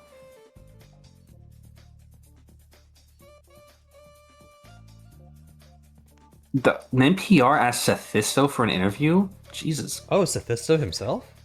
Yeah. They emailed me, asked me to do an interview for their thing. I mean, running the biggest My Little Pony fan site will probably do something like that. Uh-huh. Basically said it was obnoxious. Yeah. This is really what I'm getting at with these stories is that at the time, as bronies became more, as the general public became more quote unquote aware of the brony fandom, there was a lot of pushback Yeah, there from was. other people. It's kind of hard to sell, especially 2011. The idea is like, yeah, well, this is a bunch of like 20 to 25-year-old guys who are watching a show for little girls. It's like it's kind of hard to sell that in a way that makes it sound normal. Nowadays, I think it doesn't really. I really don't think that if that, first of all, it wouldn't happen the same way these days. But like nowadays, it's like, okay, whatever. Yeah, people be watching cartoons for kids. Who gives a shit? Who gives a shit? People watch. And that's part, and the trials and tribulations of the early Brony fandom are in part why that response would be the way it is now, because they had to fight out there on the front lines to get people to understand that that's not really that weird. It's. I mean, you can enjoy media not meant for your demographic. The first alpha footage of Fighting Is Magic came out around Yes. that time. Apparently, President Bill Clinton was asked about My Little Pony What? on an NPR interview. What? Okay. I can't actually find the part of the interview where that's said, but apparently that happened. Former President Bill Clinton, a brony? There was a mention of bronies in Adult Swim on one of their commercial bumpers in June of 2011. There was a hack by Anonymous on an Austrian political site, and they replaced all their graphics with ponies. Okay. In July of 2011, a bunch of socks with My Little Ponies came out Trans fans will from love that. Hasbro. Well, you know what? They're ankle socks, so Oh yeah, they're not thigh highs. they're not that kind of socks. The first ever BronyCon Yep. was held in June 25th of 2011. About 90 people showed up. Oh man, Which- BronyCon, you're not ready for the numbers you're going to be getting later on. About 90 people showed up to the very first ever BronyCon, and you know what? I think they've got a bright future ahead of them. They've got a bright future. This is before BronyCon was legitimately established as an actual like business. This or was whatever. a fan meetup. This was a fan meetup. It was a glorified fan meetup. They held a couple of other ones. They will be holding a couple of other ones later this year in September and December of 2011, which I'm sure we'll hear about in the future. Mm-hmm. Like BronyCon, Galacon, where the fuck that Ponyville Cider one is. Oh yeah, I don't fucking remember where that shit is. Let's see. Somebody wrote out what a timeline of My Little Pony events. Ooh. This is useful, actually. Not events in the show, but rather events in real life corresponding with Very fandom in the helpful, show. actually. Let's see. On October the 2nd, 2010, My Little Pony Fetcher's Magic is mentioned on 4chan's cartoon board for the first time, which was about 8 days before Friendship is Magic Part 1 airs on the Hub. Oh, is that the porn? Is that the porn post? Probably. Yeah, it probably is. Man, this cartoon's gonna make so much porn. Why? It's a show for little girls. And they didn't know. And they didn't know. October 25th, 2010, first big pony thread on 4chan's cartoon board. This thread gives birth to the fan character known as Derpy Hooves. Derpy. So that's when she was named. On October 19th, 2010, the end of the creator-driven era on TV animation is posted on Cartoon Bro. Yes, I remember. January 19th, 2011, Equestria Daily goes online. Okay. February 11th, 2011, Derpy Hooves' crossed eyes are now considered canon, which is the first appearance of Derpy following her initial animation error in which her eyes were crossed on purpose. March 1st, 2011, the pony ban on the B board on 4chan got lifted. Yep. Horrible idea. May 8th, Lauren Faust steps down as executive director. Steps down is a nice way to say that. Steps down, rather forced. Was forced out. May 6th, 2011, season 1, episode 26 airs, bringing a closure to season 1. On May 27th, the Hub mentions bronies in the Equestria Girls commercial spot, which we've talked about before. This also canonizes DJ Pony's name. June 9th, contentious reports on the brony phenomenon begin hitting mainstream media, starting with Wired.com. Woof. My Little Pony Friendship's Magic has 2 million views on Know Your Meme, becomes the most viewed entry on the site. June 1st, Friendship is Magic Part 1 reaches 1 million views on YouTube. June 23rd, the official My Little Pony page gives a shout out to bronies. That did happen. I do remember that. And that's pretty much where we are with this, like where that timeline was posted. In July of 2011, the quite infamous Gary's Mod models for the main 6 and Derpy were released. Oh god, those?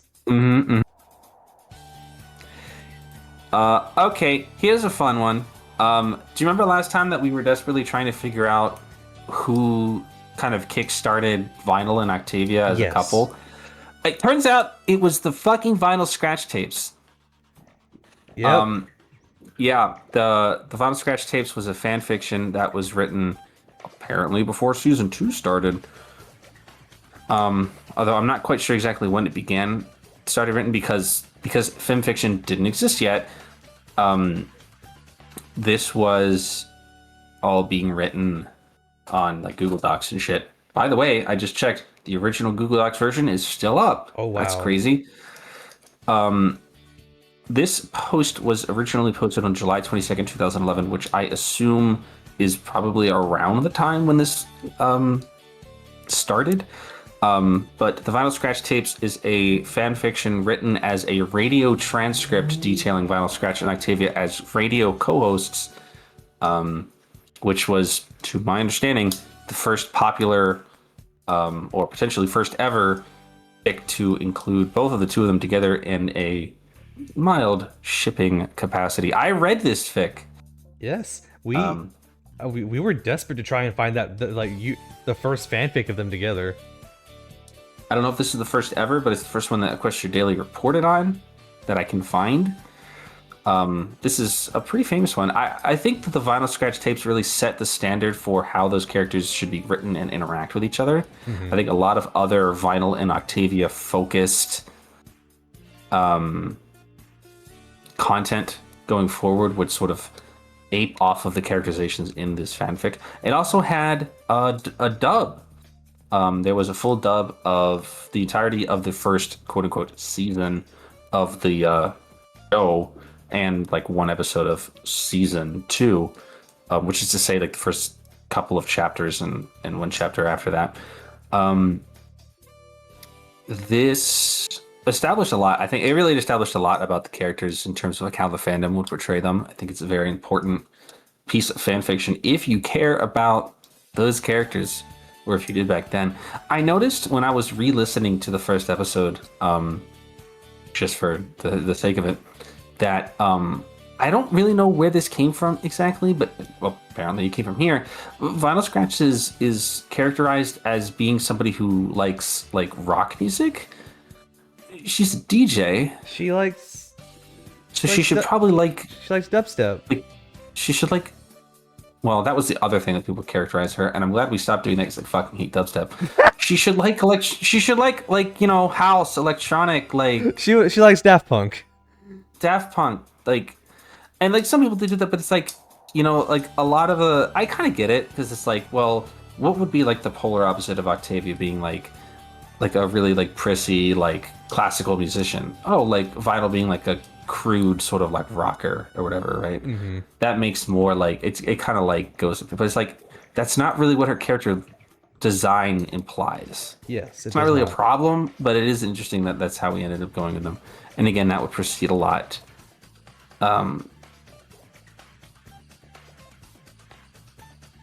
Just we discussed this in DMs a little before the episode.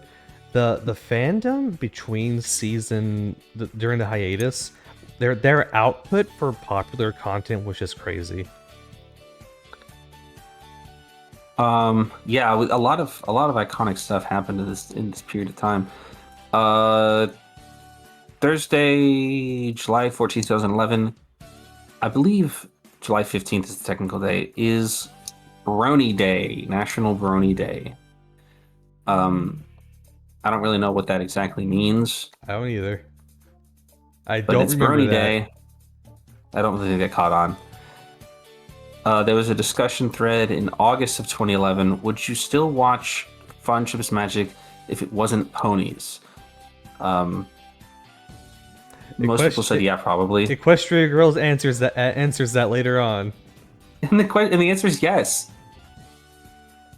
Ultimately, the fact that they're ponies really has nothing to do with much of anything. The question really is, would you watch My Little Pony if it wasn't about ponies, but was just about, like, girls? Frankly, the answer for a lot of people would probably be no. Yeah, pretty much. I think that lots of people who, not because they like ponies or whatever, but I think if it was about human girls, I think that they would be a lot harsher on the show. Here's a poll from August 2011. Would you watch a long arc-styled version of Friendship's Magic? Like One Piece or whatever. Well, they kind of did that in season 4, where there's just an overarching like thing in the season. 8% said no. I prefer the slice of life style. 17% said yes. I want to see continuity and multi-episode adventures. 72% said I prefer a mixture of both options, which is kind of a bitch way of answering that question. Why not both? I didn't ask you that. I didn't ask you that. Post from detailing Comic-Con 2011, which was an important event for My Little Pony. There was a big Pinkie Pie statue. Oh. This was Hasbro's first outing with the franchise after realizing they had a hate on their hands. Tara Strong had an interview at Comic-Con. There was a booth showing off new pony merchandise. There was Brony shirts. There was that famous Comic-Con poster that we talked about a couple of weeks ago, with every character from season 1, cosplayers, all that good stuff. There was a demo for My Little Investigations, the fucking Ace Attorney themed, the game that I believe would eventually turn into Turnabout, whatever that shit was called. What was that shit called? Turnabout Storm? I think so. Again, Ace Attorney was gaining popularity in the West and just happened to coincide with MLP at the time. Yes, it was called Turnabout Storm. Yes, My Little Pony and Ace Attorney happened to enjoy their rise to prominence at very much the same time. And so this resulted in a lot of crossover, evidently. Okay, what else we got? That's not important. That's just for me. That's not also important. Engine demo. Okay, one last thing. Two last things. One, I didn't read the whole thing because I didn't have time to, but Lauren Faust did a pretty lengthy interview with Equestria Daily themselves in September of 2011, or at least it was posted in September of 2011, in which she gave sort of a retrospective on the developmental process of season 1. This, of course, was after she was already off the show. A Yep. lot of the information regarding what we know about the initial contact between herself and Hasbro, what her pitch was and things like that came from this interview and other interviews and her comments on DeviantArt. But this is a very nice consolidation regarding, how Hasbro approached her, what the ideas was for Friends of His Magic and things like that. I don't think she talks too much about what happened regarding when she was unceremoniously fired from the show. Nope. Because I think, season 2 was just coming out, so I think she didn't want to throw, the rest of the talent off the bus, under the bus at that time. This is a 32 question interview that they did with Lauren Faust. It's quite lengthy. And last thing that I want to mention before we can move on to present day is Past Sins. Yep. Did you read Past Sins? I did. I did. Again, this was 2011, a long time ago. Past Sins is I would say a really iconic and monumental fanfic detailing a story in which Nightmare Moon is resurrected, not Luna. So this is after season 1, or this is after the events. It makes her a separate character. Yeah, so it makes Nightmare Moon a separate character, which would be a very popular interpretation of Nightmare Moon going forward. That Nightmare Moon itself is some kind of extra, is a different entity than Luna. That it's not just like Luna but mean, but like a different entity that like possessed Luna or something like that. Which the comics actually take that, so I think the writers of the comics read Past Sins. And used in the first fucking issues of the IDW comic is literally about this exact same fucking thing. Yep. But in the events of Past Sins, Nightmare Moon is resurrected, but it goes wrong, and so thus is resurrected as a child without any knowledge of who she's supposed to be. She's found and adopted by Twilight. That's my and mom. Eventually it eventually comes to as she, grows and learns to be a person and creates bonds with the other main 6 and the other children in town until it's revealed that she is supposed to be Nightmare Moon. And then there's a conflict, regarding what she believes she's destined to be versus how Twilight raised her to be. It's honestly a really good fic. I haven't read it in a decade. But there's a reason that it was so influential to fandom interpretations of Nightmare Moon and her character, because it's really good. The point that I'm making here is that this shit was written in its entirety prior to season 2 coming out. The 4 months. Within the 4 months of this happening, this was written. I don't know exactly when it was written itself, but I can see that this actually does have a FiM fiction link, an FiM fiction link to it. I can see that the opening chapters of this were posted in September of 2011, which still predates Luna's reappearance in season 2, which didn't happen until October of 2012. I said 2011 earlier, sorry. September 2012 is when the first few chapters were posted.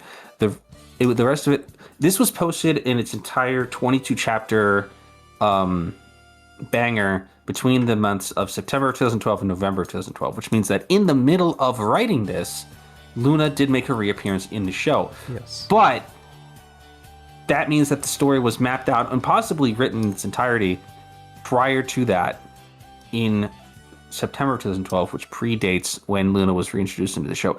We talked about this so many times, but there was such a clamoring for Luna at the time, especially between seasons. People were desperate for anything Luna related. So anything with Luna in it was just a hit. They loved this character. I was part of the fan base. It was incredible stuff. Even the Final Scratch tapes, the fanfiction that we talked about earlier, the first episode literally had pro Luna shit in it.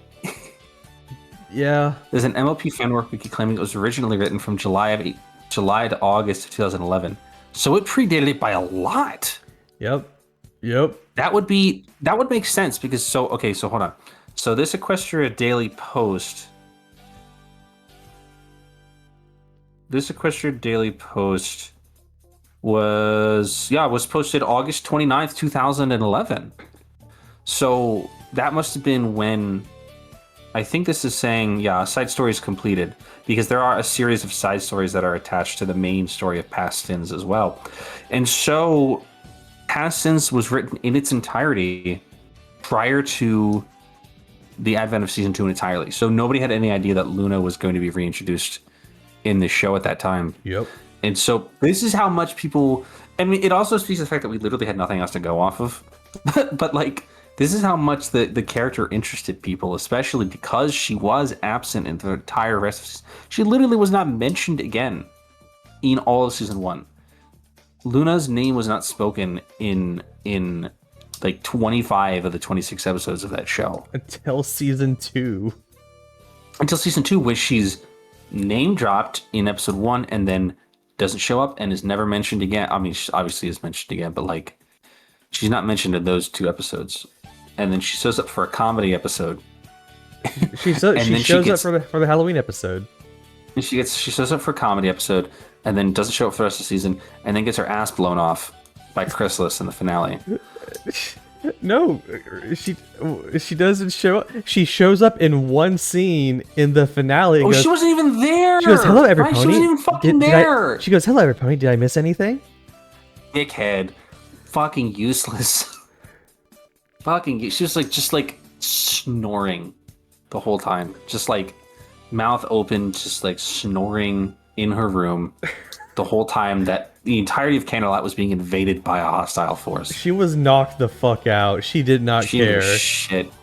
She's like looking out her window like, sun's still up, not my problem. Sun's still up. I don't know. It's not, I'm going to sleep. Not getting out of this chair, no sir. Oh. So that's pretty much it. And what I didn't mention, because I didn't pick up specific things, but so much fan fiction was posted at around this time. Mostly much. on Google Docs until FiM Mostly fiction gets up. Which is this month. Film fiction, I believe, was implemented in September of 2011. Oh, fuck God. Very similar.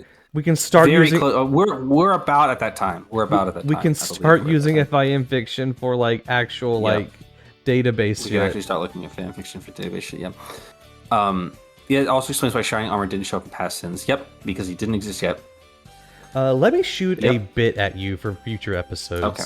What if I just randomly rolled and found a random, like, short fan fiction and FiM fiction, and I just read it out loud, or excerpts from it?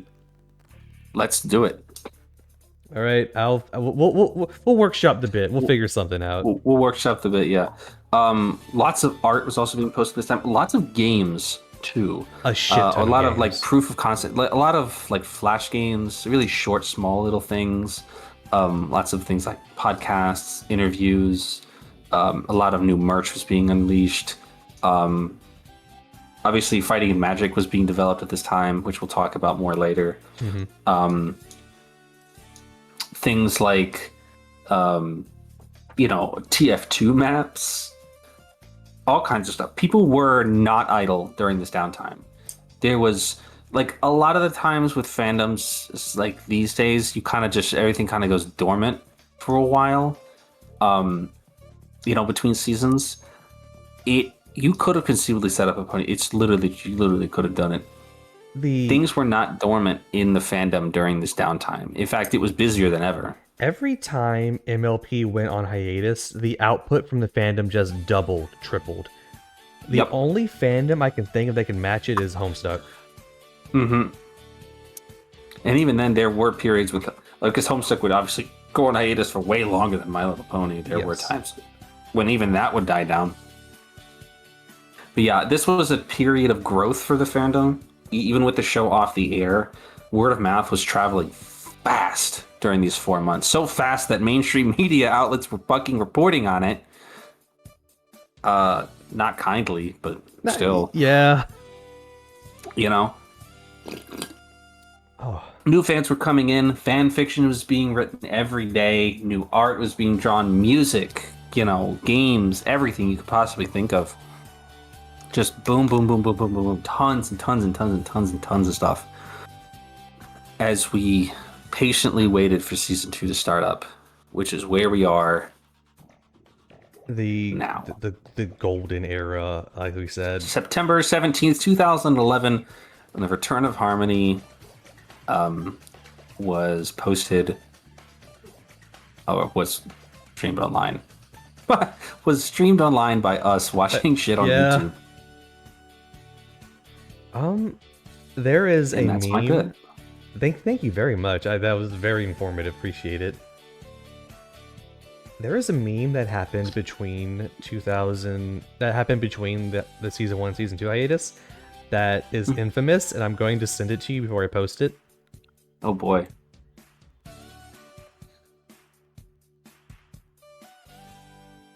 Oh my god. It's wow! I didn't know that was posted then. This Hit is him with it. Hit him with it. Just put it up on screen. Just no put it up on context. screen. This is an infamous fan comic that happened during the hiatus.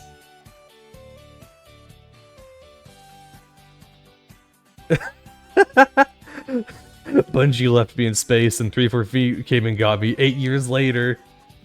Oh boy. Okay. So, meanwhile, Let me just magnify that for everybody. this is the context. This is the context for that. That's right. Okay, so 18 pounds of cocan, 12 pounds of crake, and 7 male stripers. Make sure none of them are white. I can't see the cocan if they are. Oh boy. Iconic. Fucking legendary fan comic. You got Master Chef. You got both Shepards. No, that's Isaac. That's Isaac. That's Isaac Dead Space. What? Okay, sure. I see it. Isaac Dead Space. Fucking Coop from Megas XLR is here for some reason. Megas XLR was on the air at the time, I think. No, it was off the air. It was canceled by 2011. Oh, well, then that's why. It's exactly why he's here then, actually.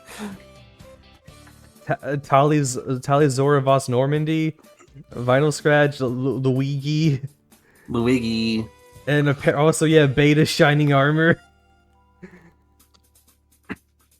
Yeah, what?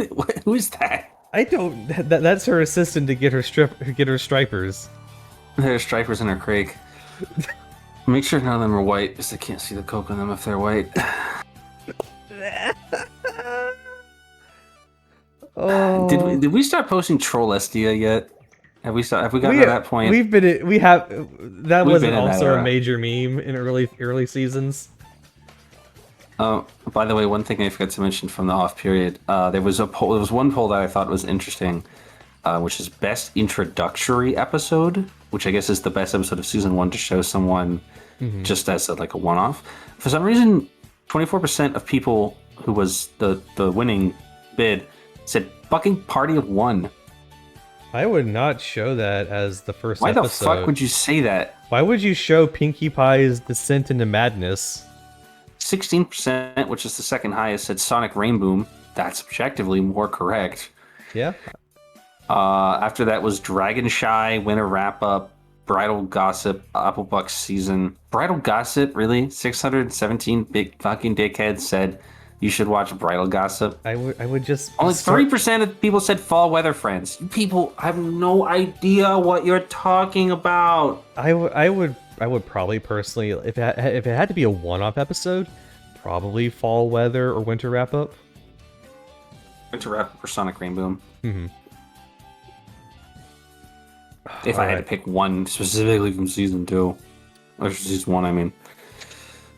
I am looking through Equestria Daily while you're talking here. Oh, good. I got another meme for you. This was made this year, but it's important. Oh, fuck, Sweetie Pie. So, during the hiatus... People don't still talk about Sweetie Pie, dude. During the hiatus, fucking... Friendship is Witchcraft started on June 16th, 2011. Oh, God. Now we have to talk about Friendship is Witchcraft? Yeah, Oh god, I thought we had time. they. No, again, everything started during this Yeah, hiatus. everything happened here. Everything. We might have to break this up into future bits, future fandom segments. Uh-huh. Friendship is Witchcraft is an abridged series of Friendship is Magic, where We they talked a little bit about it before. just, they do the Dragon Ball Z abridged thing of just making their own plot with the episodes and doing funny bits. Yeah, it's very Dragon Ball Z abridged inspired, whereas it doesn't really follow the plot. They literally just make up their own episodes of the show. They don't even use singular episodes. They just be doing whatever they need to do to tell their own damn story. Just do the what the fuck ever they want, and they one joke that, hey, Sweetie Belle's a robot, Sweetie Bot. Sweetie And Bot. the fandom just ran with it. Yeah, people like that one a lot. I don't know why. Oh. There is a lot to say about Friendship is Witchcraft. I watched it. I enjoyed it. There's some things that, of course, didn't age well. There's definitely a lot of things. I don't think the original versions are still up.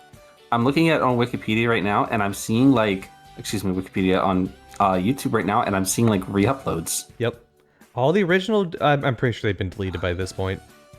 You fucking bitch! Put those back up. That's historic. We can probably find them on fan sites or Wayback Machine. I mean, I'm looking at them right now, but like, how Yeah. dare you take down your master stroke? Put that shit back up, man. Put it back up.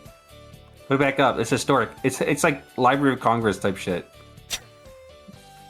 Oh,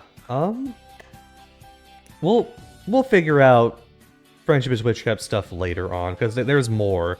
Because it gets its own like production value. They start making songs.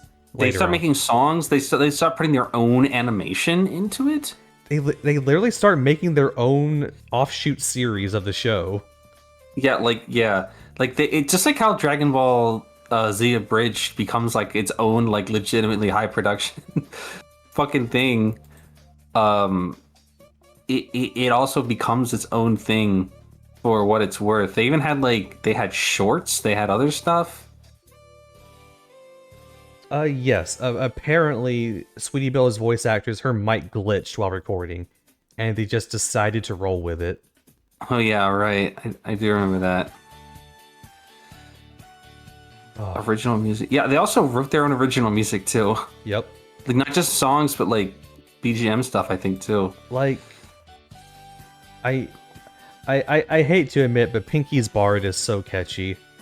That's the real shit, dude. Pinky's Bard is so that was catchy. better than some of the. Friendship is Witchcraft has its own Wikipedia page. Yeah. Oh my god! See, it's historic. I told you.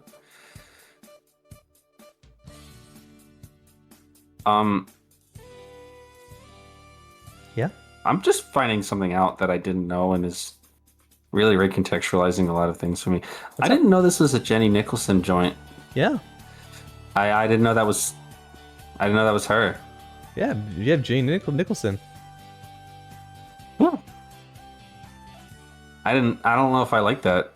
I don't know how to feel about that. I don't know how to feel about that. Oh, okay. In January of 2013, Friendship Witchcraft was blocked from YouTube in the United States due to DMCA copyright by Hasbro. Fuck you, Hasbro. Yeah. Fuck you, Hasbro. There were 10 episodes over 5 years, from June 16th, 2011 to January 6th, 2016. It even has like the episodes that they were based on. They did Equestria Girls shit. Yeah, they did. Awesome. Awesome, awesome, awesome, awesome, awesome. Provocative humor. Yeah, I'd say. I would say provocative. Certainly a way you can describe some of the shit they said in that fucking show, dude. Yeah. You know what? Yeah. Yeah, that's I don't know how we're supposed to talk about this. You know, We'll get to we'll figure it out later. I guess. Oh wait, You know, never mind. I think we should skip. I think we should I skip don't. Yeah, French's that's Witch Up. Actually, I'm just looking at that's what what they I'm named. trying to. I forgot what they named Celestia in that. Oh boy. Uh huh. Uh huh. Yeah. Uh huh. Yeah. Yeah. Right. I Bit told over. you. Bit over. Bit over. I told you it didn't age well. Some of it. Nope. My last bit is this is where fighting is magic began. In June 2011, Yes. they showed an alpha build of the game. There was a live stream. Yes, there was. And yeah, Main 6 just made a fucking great fan game that you can play, you can download it. But Yeah, you can still play Friendship is you can play the I mean it was never completed, It but the wasn't. most complete you'll ever see it. You can still find it and play it. It works. the in Evo 2013, they were going to officially reveal it. They had a tournament and everything, and then someone leaked the game and Hasbro put out a cease and desist. Yep, they did do that, and that was very tragic. Let's be honest though, they were gonna do that anyway. They were. There's no situation in which that game premiered at Evo and Hasbro wouldn't have found out and slapped their asses with a copyright anyway. Yeah, and shortly thereafter, the main 16 was literally approached by Lauren Faust, like, hey, I'll design characters for you. Fresh off of getting fired from Hasbro. Do you think this was a spite play to Hasbro? Yes. Yeah. Now, I don't want to imply that I would not be so bold as to speak on Lauren Faust and her motivations. Yes. And I especially wouldn't be so bold as to imply that she would be the kind of person to do things out of spite. Because I don't know Lauren Faust personally, and I'm sure she's a very wonderful woman. However, if it was me, and if I was Lauren Faust, who painstakingly created a show for Hasbro that was now making fucking more money than goddamn Transformers is. Yep. Okay, probably wasn't actually doing that, but it was making a lot of. It was like the second most popular show. It's like the second biggest hit that Hasbro's ever had, right? Yes. If I was the person who facilitated that, and then they kicked me out of my own show before the first season was even fucking done. If I had the opportunity to do something to spite Hasbro, I would probably do it. I'm not saying that Lauren Faust did it out of spite. I'm saying that I don't think Lauren Faust probably knows much of anything about fighting games. And she probably only even heard of Fighting is Magic after the news broke about the MCA takedown. But I don't know that. Maybe Lauren Faust loves fighting games. Probably not.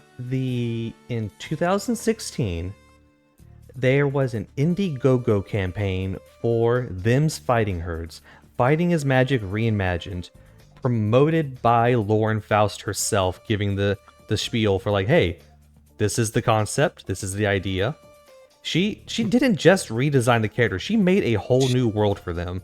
She threw her weight behind this game entirely. Yes.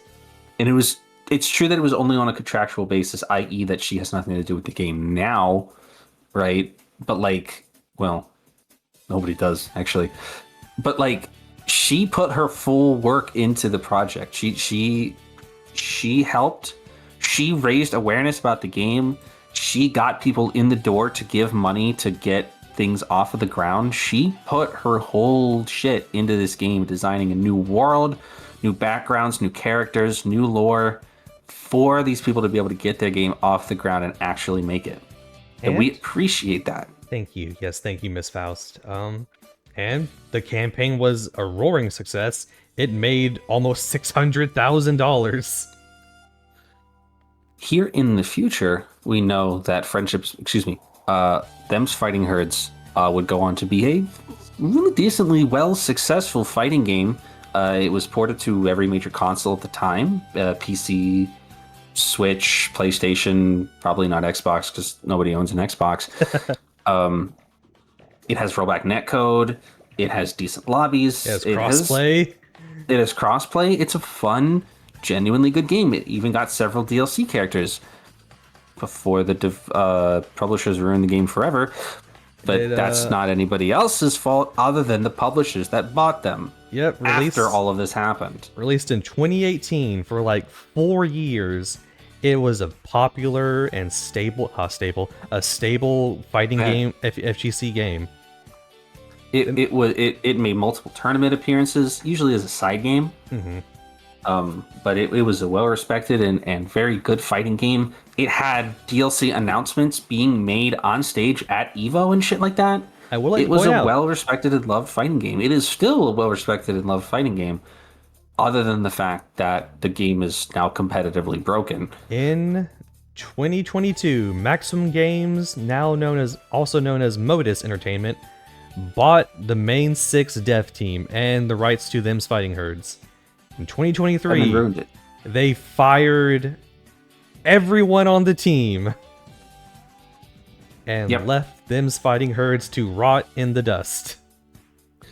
The game's final DLC characters were rushed out the door, both of them releasing at the same time instead of like the way that they normally do. And because there was no time for dev testing or bug squashing, both of the characters are horribly broken and have things like infinites and glitched moves and shit like that. And so the competitive landscape for the game is completely ruined. To the point where now most tournaments are run on a prior patch and those characters are illegal. Yep. I believe. They are. Which also means that now you can't competitively play the game on console because you don't have the option to revert the patch. Nope. On console, which means that, like, I don't know, half of the competitive community is gone now. There is a glimmer of hope. Literally just this month, Gameplay Group International acquired them's fighting herds. We don't know what this means. Along with a few other fighting games that were previously under Modus Entertainment's management. What does this mean? We don't know. We don't know. We literally don't know. We hope that it means that the games can get fixed. That and Diesel Legacy or whatever, who are both games in a pretty bad state right now because all of their dev teams were fired. As for the main 6 devs themselves, I believe they're working on a new project. So I looked into this. Like, a few of them, I believe, on LinkedIn do claim to be part of a Gameplay Group International. And apparently they are working on the new Avatar Last Airbender fighting game. Right, yeah, we're unclear about that. It's been some... we're not clear exactly who's working on that game. If it is any main 6 blood in there or not, or who exactly... It's not clear. Is what I'm getting at. It's unclear as to who's actually working on the game. Our hope is that everybody who was fired from the main 6 has been able to find work and are able to return to projects, or maybe even can return to them's fighting herds to finish their work on that game before being able to move on. I truly Because we always sure like to see that game be in a playable state again. I would like just a fun, like, neat fact. For all the them's fighting her XPs, they got most of the original voice actors and actresses that their characters are in Friendship is Magic. Did they really? Yep, they got Andrea Lidman to voice the Pinkie Pie and Fluttershy XP. I always just assumed they were sound-alikes. I never even looked into it. Nope, it's them. No.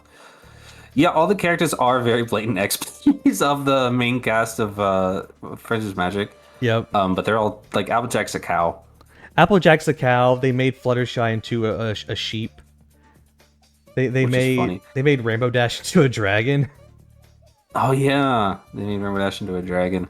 Like, let's do. They made Rarity into a. What did they make Rarity into? Like a deer. Let's do a fun game and see if you can figure out who the XPs are.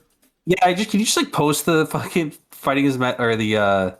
I'll do that for you right now. Fighting Herds cast and just a picture of the Fighting Herds cast, and you guys can just try to figure out who's who. I think it's pretty obvious. I feel like it's pretty obvious. They should have put Celestia and Luna in that son of a bitch. Luna is in it. Oh yeah. They should have put Celestia in that son of a bitch. They should have put Celestia in it. Let me find a good image of all the cast. Okay, here we go. All right. For some of them, it's incredibly easy to figure out. Some of them get a little. And that's mostly because their gameplay. Oh yeah, the fucking Dapier. Oh my god. It's incredibly easy to figure out who is who. Like, Applejack is obviously Arizona. Oleander, Twilight, Paprika. Well, Paprika's hard because that's the Pinky XP. Yeah, that's the Pinkie Pie one, but she's not pink. Can you guess who Strong Hoof is supposed to be? Yeah, who is that supposed to be? Shining Armor. Fuck off. Who's Texas supposed to be? Like Big Mac? Big Mac, yes. Yeah, I guess. Oh yeah, he's also a cow. I see that now. Who's the other dragon supposed to be? Spitfire. They made my girl a tapir. They made Luna a tapir. They made Luna a tapir with stances. She's a stance character. Oh boy. Yeah, a lot of the characters are XPs of their originals, both because I think it's funny, and because a lot of the gameplay was already completed when Fighting is Magic was shut down. Yes. And so they just kind of transferred that over to them's Fighting Herds. Yeah, most of the gameplay for all these characters was finished. Yeah, like if you watch old clips of Fighting's, I mean, if you play Fighting's Magic, you play like Applejack is Fighting's Magic, and then you go and boot up Fighting Herds, it's very close to what her actual gameplay is. Yep. It's quite close, as I recall. Oh, and like, yeah, Shanti's, Sakura, Texas is... All the DLC characters, Shanti, Sakura, Texas, Big Mac, Strong Hoof, Shining Armor, Nidra, Luna. Bahi is supposed to be Spitfire. I'm pretty sure there are rumors of an even like second DLC, but that was just a rumor. Well, maybe that could have happened before they all got fired. You know, we weren't even expecting to get DLC. Honestly, I was surprised when it came out. No, we legit. Everyone thought we just had the base 6 cast. And that was it.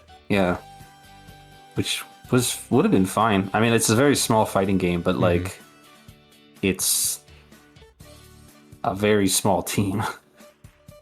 Thank you, Main 6, for all you do. I wish you all luck in the future. Looking forward to seeing you again soon. I am still going through. Anything interesting? Nothing really quite interesting right now. We got all the interesting shit out of the way, apparently. Oh god, they could have made Chrysalis the Shang Tsung of them's Fighting Herds.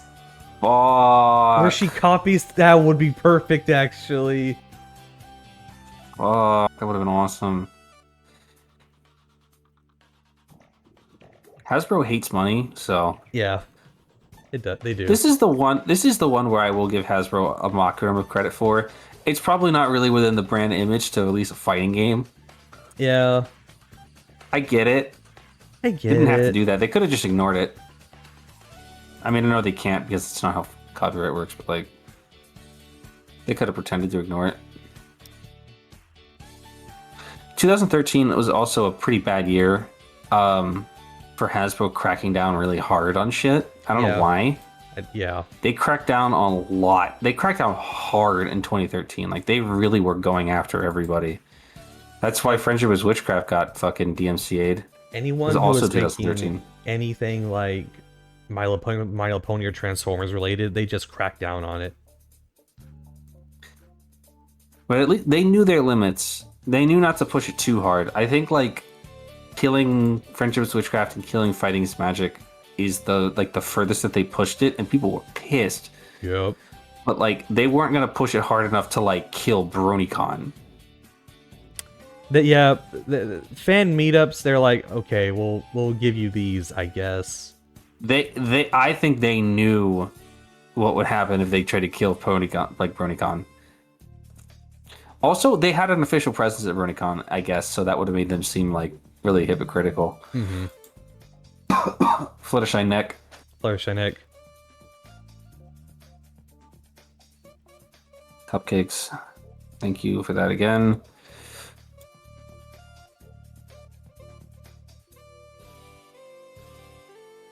Luna episode no longer a rumor. Yes. Okay, let's see what this is. There was a rumor about the Luna episode. What was once a 95% confirmed rumor has been upgraded to reality status. Comcast shows Luna Eclipse airing on the 22nd of October. Thank you for that. What if it wasn't a Luna episode? Then I think the whole trajectory of my life would have changed if it wasn't a Luna episode. If it wasn't a Luna episode, it would have been. It would have died right there, I'm afraid. Yeah. Lauren Faust's new project revealed. Right, I forgot about this. Yeah, DC Superhero Girls. Mm-hmm. Super Best Friends Forever, actually. Change the name of that.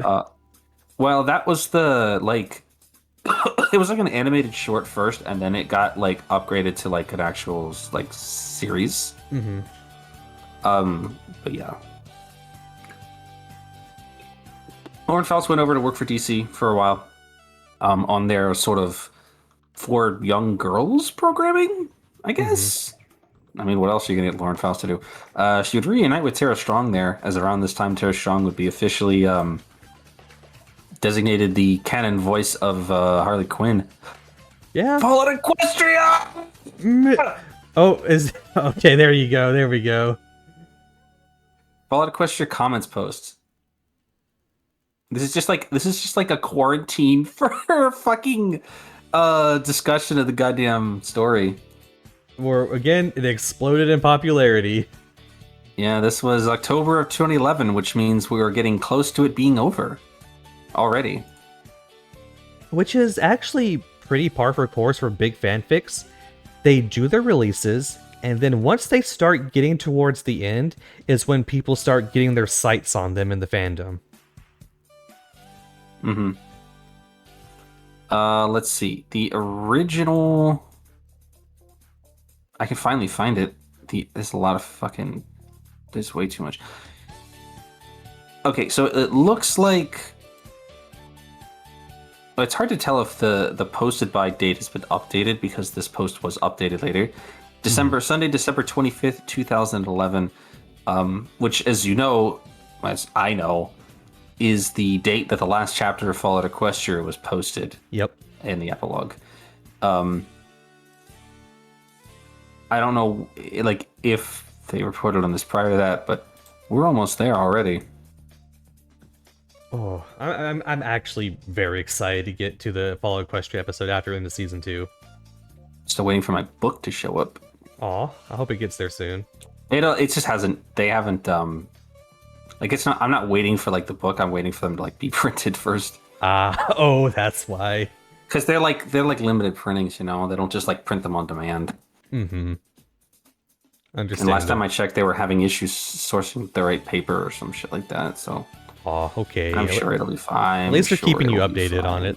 Yeah, I'm sure it'll be fine. I'm not worried about it. I mean, it's the 5th print. Yeah. This is huge. Yeah, girl. This is huge. This is huge. This is huge. This is huge. Hold on. Okay. This is huge.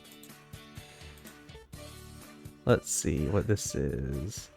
Thursday, October the 6th, 2011, which was... Oh, there it is. Yep, there it is. You know what it is. There it is, every pony. Fucking October 6th, 2011. Super Pony Beat releases Discord Euro Chaos Mix. The most important release, maybe in human history, frankly. Fucking... Maybe the most impactful musical score, not what that is, that anyone has ever made, ever. A song so popular, I saw other fandoms at the time using it. Mm-hmm. Other fandoms would use fucking... They would use the Living Tombstone remix, though. Yeah. Which hasn't been posted yet, by the way. Obviously. Because it just got posted right now for the first time. Happy wow, we just missed the day that it was actually posted by a few days. Happy Dang. fucking 14th anniversary to J- Discord. song of the summer. Song of the summer, baby.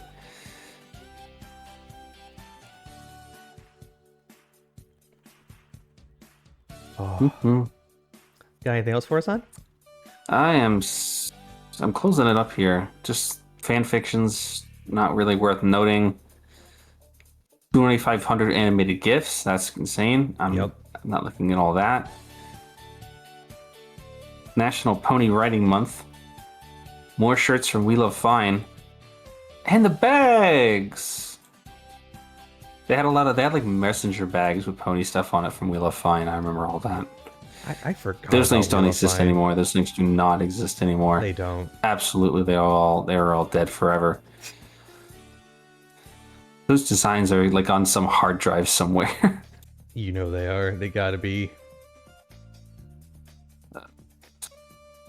I think there was a week off between the first two episodes of season 2 and episode 3, so there's like an extra week's worth of shit to grind through here. There was 2 weeks between beginning of season 1 and lesson 0. In 2 weeks. The hell was all that about? September 17th, 2011, and lesson 0 aired October 15th, 2011. What is all that about? Fallout Equestria animation. Awesome. Rare Jack shipping. Thank you. Then Luna Eclipse starts airing October 22nd. October 22nd. Pinky Jump Flash game. Fucking Rise of the New Lunar Empire. Excuse me, the New Lunar Republic. That's the official name. You know, it's not a fucking republic if they have a queen, right? Don't worry about it. Don't worry about it. Yeah, yeah. A republic means it's governed by the people, but Well, we voted for Luna. yeah, we voted for her. Yeah. I mean, she's a democratically elected queen. I don't know what to tell you. Yeah, she's Oh, a no. democratic elected queen meant to serve for life. What's up? Oh no. Oh no. Oh no. Oh, this is not going to be. We're not going to talk about this too much. Okay. On October 11th, 2011. Okay. see Let me just give me a moment. No. It's Apple Mauve. I hate that fucker. I hate that fucking guy. I hate him. Hey, hot diggity demon, brother, die. I hate his ass. It's Apple.Mauve. It's Apple.Mauve was posted on October 11th, 2011. Fuck you. We gotta at least mention it because Retrospective podcast hate that guy. Hate his work. It's historically very relevant, I'm afraid. I will mention that it existed. It was very popular. It started a very unfun growth of, you know, maybe Nazi skinheads in the fandom. Don't think about it. Don't think about that. Oh. And unfortunately, for the more unfortunate thing, he said it advanced fucking Hot Diggity Demon's career. It advanced his career so he can be a racist shithead whenever he wants in the public. Mm-hmm. More fan fiction, more 8-bit crap. Stop making chiptunes. Stop making chiptunes. Stop making chiptunes. They all sound like shit. Stop doing it. If I hold up a Game Boy to you, you're just gonna smash it with a hammer. That's different.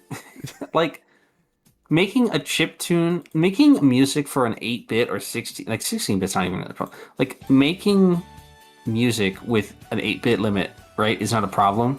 Like I don't like listen to like Pokemon music in my spare time, but if I was playing Pokemon, you know, I wouldn't turn the music off, right? Mm-hmm. But like what always sounds bad is when you take a real song that was made without those limits and you try to compress it down to 8 bits. It wasn't meant for that. It sounds like shit. Or it's not really 8-bit and you're lying. And then it's like, what are we even doing here? Oh. Donut Joe. It's me, Donut Joe. Hey, it's me, Donut Joe. I'm never gonna be in the show again. I'll show up one time and that's it.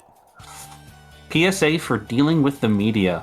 Oh boy. Are you trying to media train these morons that fucking... So you can't train a whole fandom. I'm sorry, man.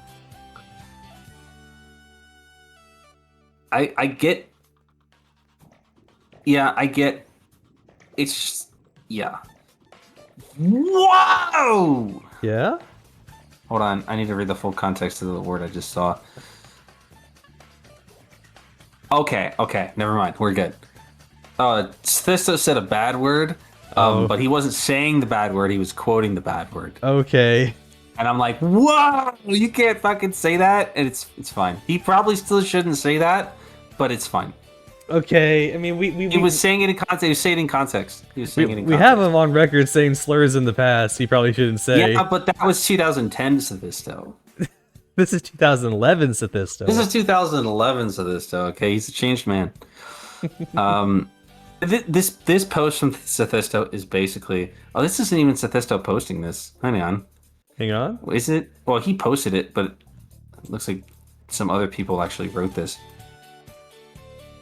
Anyway, this post is basically about, hey, if you're going to be out in public, especially at like cons or whatever, and you're going to be repping My Little Pony, maybe think before you speak.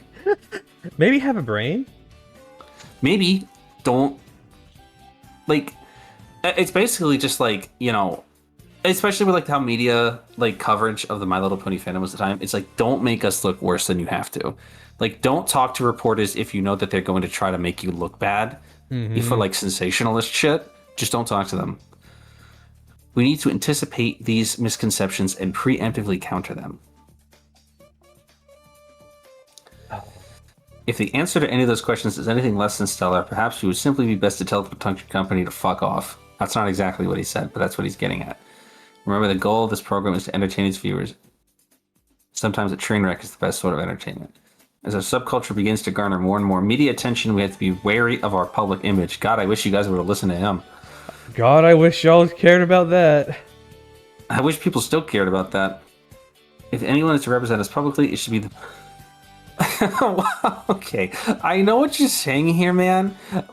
This is a crazy thing to say. If anyone is to represent us publicly, it should be the most photogenic, intelligent, well-spoken, most normal-appearing bronies we can muster up. Okay, brother, man. we ain't got none of those.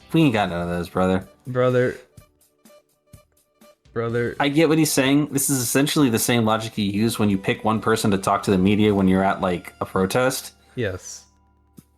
You don't put, like, the person who's insane and wants to firebomb shit. You put, like, a person who knows how to talk to a camera.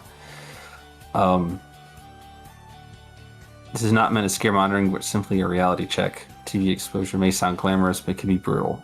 I wouldn't talk to a damn camera if they paid me, brother. Yeah.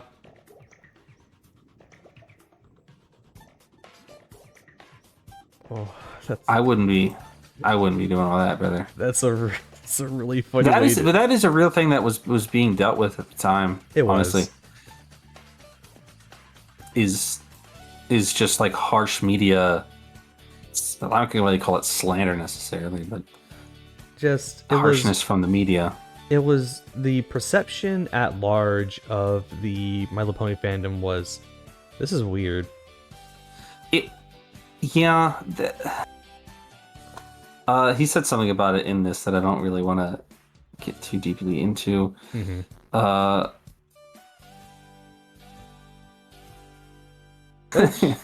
He does say, okay.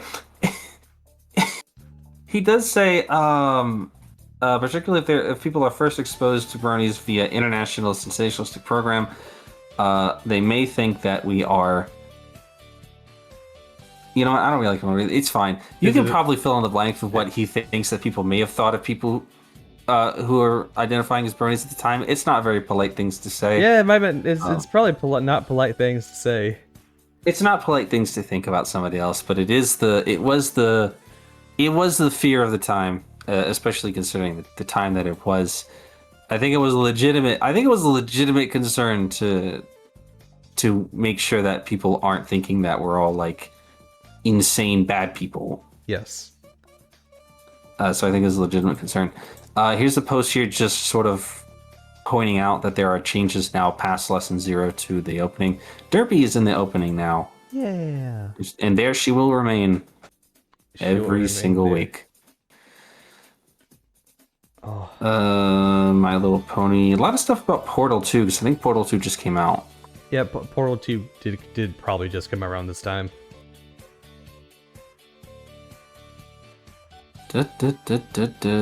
Rainbow Dash Android game. Okay, I'm almost there. I'm almost to the end here. Episode summary for Cutie Pox. Oh boy. Hey, we're gonna have to watch Luna Eclipse and then 2 back-to-back CMC episodes again. Sister Who's Social is a good episode, though. It is. It's a good episode. I like it. Cutie Pox isn't really a good episode. I don't remember anything about Cutie Pox, actually. Yeah, that's the problem, right? It's a pretty forgettable episode. It's a pretty like boring CMC episode, I think. It's just like they do some dumb shit. It causes a fucking problem. Which is a precedence for the future CMC episodes, maybe. A reoccurring bit for the Kingdom Crusaders. That they might have some of the weakest episodes. It's fine. If you like them as characters, good for you. They never really got the best episodes in the show. Honestly, which is a shame. I think they get better over time, but then they start getting worse after a certain point. There's some sweet spot in there somewhere where there'll be like genuinely good Kingdom Crusaders episodes. Mm-hmm. Maybe.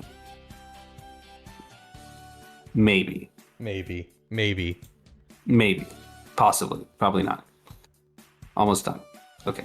Custom pony figures, custom pony sculptures, the giant Pinkie Pie plush. God, I remember that thing.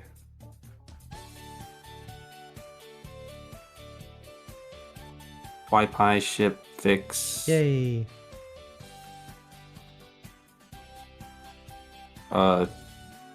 Trixie Luna fix. Why?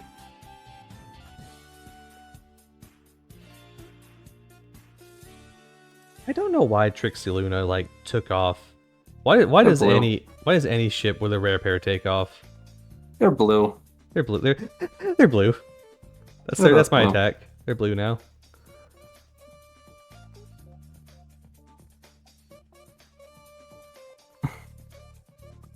Awesome.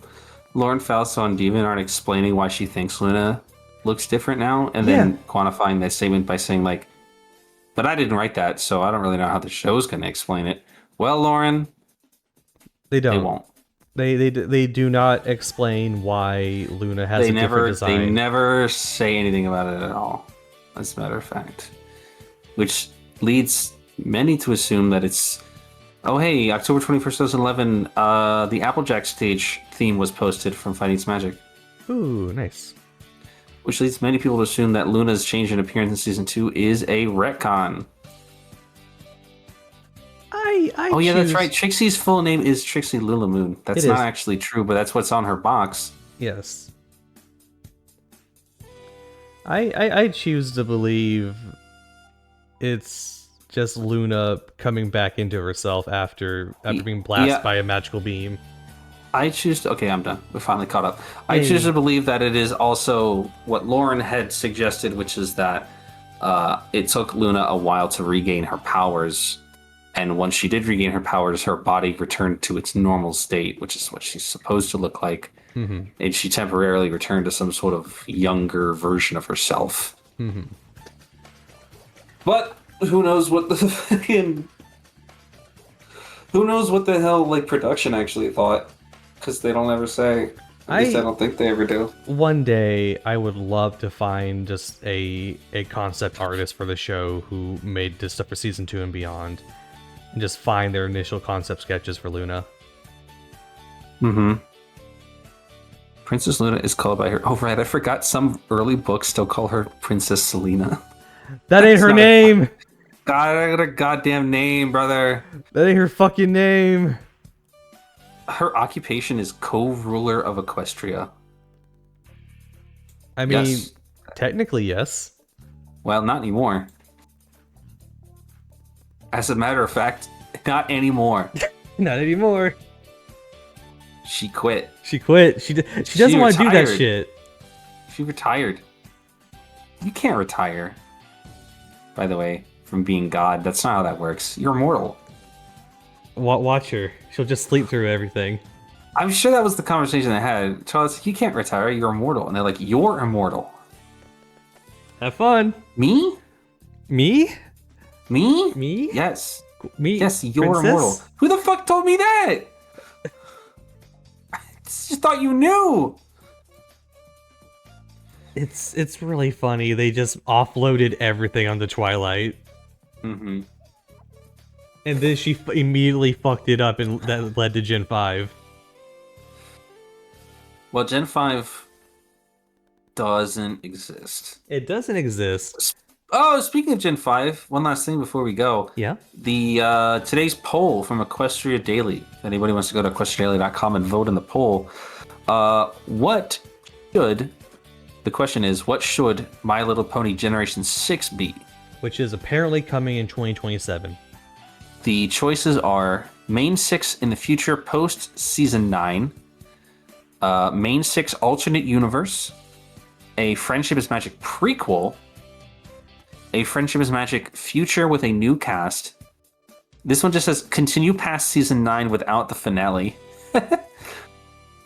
G5 continuation, a G5 prequel, completely new world and new ponies, or other. Did you know there was a canceled Gen 5 remake, Gen 4 remake Yes. called Camp Friendship? Thank God that got canceled. What is it with camp? What is this camp shit that we were doing like those couple of years? Like the Patrick thing? Yeah. Or the SpongeBob thing? The SpongeBob Camp Friend. I don't know. What is this? I don't care. What is? I don't go to camp. I mean, I don't think kids. Kid, but I don't think kids even do that go to anymore. camp anymore. Just watch Camp Laszlo. Fuck off. Just watch Camp Laszlo. Enjoy it. Just watch Camp Laszlo. What do I think Gen 6 should be? I kind of think it should be new ponies. I do too. I do too. I don't think Generation 6 should have anything to do with Generation 4. We just had 9 seasons plus like 20 shorts and like multiple movies. And 2 spin-off shows. And the comics. 2 spin-off shows and the comics, which are still going. Yep. We don't need any more Gen 4. And I say that being a person who only likes Gen 4. I adore Gen 4. I adore it. We have a glut of content for it. There's so much new universe. I mean, that's what they used to do. I mean, Gen 1 and Gen 2 didn't have a show, but like Gen 1 and Gen 3 are not like the same thing. Like there's no crossover. Like Gen 1 is, this is like implicitly understood to be that Generation 1 is its own universe. I feel dumb even saying like universe, like I'm talking about the fucking My Little Pony multiverse. Like Gen 1 is its own continuity, and Gen 3 is its own continuity, and Gen 3.5 does also like, I mean, first of all, Gen 3 doesn't even have continuity. It's just a bunch of bullshit. Just a bunch like, of directed VHS movies. Yeah. And then Gen 4 is its own continuity, which has nothing to do with the other ones. And then Gen 5 was a sequel to Gen 4, I guess? Gen 4. But they could never commit to that. They could never commit to it hard enough. Because they didn't want to, like, I don't know what they wanted to do with Gen 5. And they didn't know what they wanted to do with Gen 5 either. Which is why they canceled it. And also because it sucked. It wasn't... it sucked because they couldn't commit to anything. It sucked because they had no clear idea of what the hell they were doing. That was obvious to me when I was watching, like, the Gen 5 movie. I never watched anything else from Gen 5, but when I watched the Gen 5 movie, I was like, how do you go from Gen 4 to this? Like, did you guys forget how to write? I mean, I guess it's not the same production team anymore. Like, the Friendship Magic team's gone. But, like, it's just such a downgrade in quality. I'll have to I'll take on the task of watching more Gen 5 stuff and letting you know how it is. Yeah, if it's even worth talking about. Yep. But to answer the question, I think that Gen 6. I don't think Gen 6 should have anything to do with the main 6 or the world of Generation 4. It should be a fresh start with new characters. I think so too. But I don't even think. But like I can see why Hasbro. Like I can see why like this question would be posed because like does Hasbro have any faith? First of all, Hasbro has no faith in anything these days. They don't even have faith. Nope. They don't even have faith in Transformers anymore. Hasbro like, has they canceled anything Transformers related. They canceled anything Power Rangers related. Now they're putting it all back on My Little Pony for the next 2 years. Well, I don't have any faith in Power Rangers anyway. Yeah. I don't blame Hasbro for having no faith in Power Rangers because I don't have any fucking faith in Power Rangers either. Because it sucks. Hasbro is literally putting all their money on a singular horse, which is My Little Pony. They love to do that. They love to do it. Here's the results of the quiz or the poll. 1.61% of people said other, so that doesn't mean anything. Doesn't mean anything. 1.79% of people, 10 people said a G5 prequel. Why would you want that? A G5 prequel and a continuation of My Little Pony Gen 4 is the same. You're saying the same thing twice, right? Yeah, pretty There's much. no difference between those. They are the same thing. Because Gen 5 is a continuation of Gen 4. 33% of people said main 6 alternate universe. That makes no fucking sense. What are you talking about? 36 people said continue past season 9 without the finale. I assume what that means is basically that a hypothetical season 10 would be between the end of season 9 and the epilogue of season 9, right? Yes, so before the time skip, like between the time skip. Stuff between the time skip. Yeah. That if there was anything, I would agree with that the most, probably. Like if I had to pick anything that was related to, if it had to be Gen 4, I would probably pick that. I really don't want to live in a world where I have to see anything more of that fucking epilogue than I already do. Yeah, I don't want to see. No. You know what? Forget it. Let's just pull the plug on Gen 4. It's over, dude. Nope. It's Never over. mind. Nope. Pull the plug. It's over. Nope. We're done. No, none of that. 43 people said G5 continuation. I'm so glad that there are at least 43 people who think Gen 5 is worth pursuing.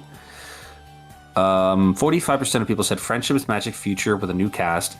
I cannot stress to you enough that that is what Gen 5 fucking is. That's what Gen 5 is. 59 people said the Friendship is Magic prequel in the old Equestria era, like pre-Twilight Sparkle. Ooh. 67% of people said main 6, not 16%, sorry, 67 people said main 6 in the future post season 9, which I assume means after the epilogue. Again, I don't know why the hell you would want to see that. Yeah. And an overwhelming 46%, which is 258 people, said completely new world and completely new ponies, which is the, again, literal only obvious choice here. Because I think everybody sort of, well, 46% of people understand that Hasbro has run Gen 4 into the dirt, and there's nothing worth salvaging from Gen 5 at all. So the only logistical pattern forward is to just throw the whole thing away and try again. What if they attempt to bring back Lauren Faust for Gen 6? There's no way that she would say yes to that. Yeah. Like, There's hey, no way. She would tell them to go fuck themselves, probably. I wouldn't speak for Lauren Faust. But if I did, that's probably what I would say. a luminary of cartoon creators, and they come back on their hands and knees, and she's like, no. No. I don't know why anybody who worked on Friendship is Magic would want to come back to My Little Pony, considering how miserable the experience was in the last few years of making that show. Hasbro must have paid them well. I hope so. Jesus Christ. They should have been getting hazard pay. Literally, like, hazard pay from social media shit. I would have deactivated my Twitter account. Yeah, I would have just just not had a Twitter account if I was working on I would Friendship have, with yeah, I would Magic. have just. If I worked on Friendship with Magic, you wouldn't see me at no cons. You wouldn't see me at no fucking Twitter. You wouldn't see me at nothing. Yeah, I don't know if Lauren Faust would ever legitimately consider returning to the franchise. I have no idea how she feels about it these days. I don't really know what she's up to now. I think last thing she did was help her husband with Oh yeah, Kid with Cosmic. right. Well, didn't that show get canceled? It did. Yeah. So That's the thing. Craig McCracken and Lauren Faust, they're cartoon luminaries. They're gonna find work. It's just I want them to be for stuff they want to do. yeah, it's getting harder and harder. Yep. Do you remember Craig McCracken talking about how he went to like Cartoon Network with like multiple pitches for like new shows, Like 20 different like, pitches. and the only thing that they wanted was something he didn't even pitch, which was a fucking reboot of Powerpuff Girls. Yep. He pitched like a bunch of new cartoons, and they said no to all of them. And they said, "Will you make a reboot of Powerpuff Girls?" And he's like, "Oh my god, no! Can I just make something else? Holy fuck! Can we make new cartoons? No, we can't." I've said this a few times before with some other people, but it's like being a cartoon creator in this modern era sucks. Miserable. It's the most miserable thing you can do. I'm told. It's like you either get extremely lucky and get your original idea on fucking Netflix or Amazon, only to have it canceled after the second season. Mm-hmm. If you're lucky, you can scrape out like half of a third season to maybe wrap up your show. Yep. Like Kipo. And it's like, or whatever else. You have to plan for your entire plot to wrap up in 1 or 2 seasons. Yeah, you have to have like a pull in case of fire like plot button that just allows you to just like wrap up your show in like 1 episode. And it's honestly just it's ruining cartoon media. Well, it's not ruining because there are some extremely good cartoons out there being made still. It's just it's not for now. For now. It's not what it used to be back in the 10s and 90s. And even then, how many cartoons in the 2010s and the 2000s got cut short, before they could actually finish doing shit. It is a fucking miracle Rebecca Sugar got Steven Universe the last 10 years. And they can't, and you're right, it is. But I do want to quantify this statement by saying that they did cancel the show. They did. They did cancel the show on her. Like, the price that she paid for the fucking Ruby and Sapphire wedding was that Cartoon Network canceled the show. Yep. That was the price that she had to pay to get a gay wedding on the air, is that they pulled the plug on her program. Mm-hmm. That was the price she had to pay for that. And then I still am not clear how they went from that to like letting her have a movie in another season, but I think it was just they maybe like contractually owed her it, maybe. Yeah, maybe. I mean, she would have cashed something in.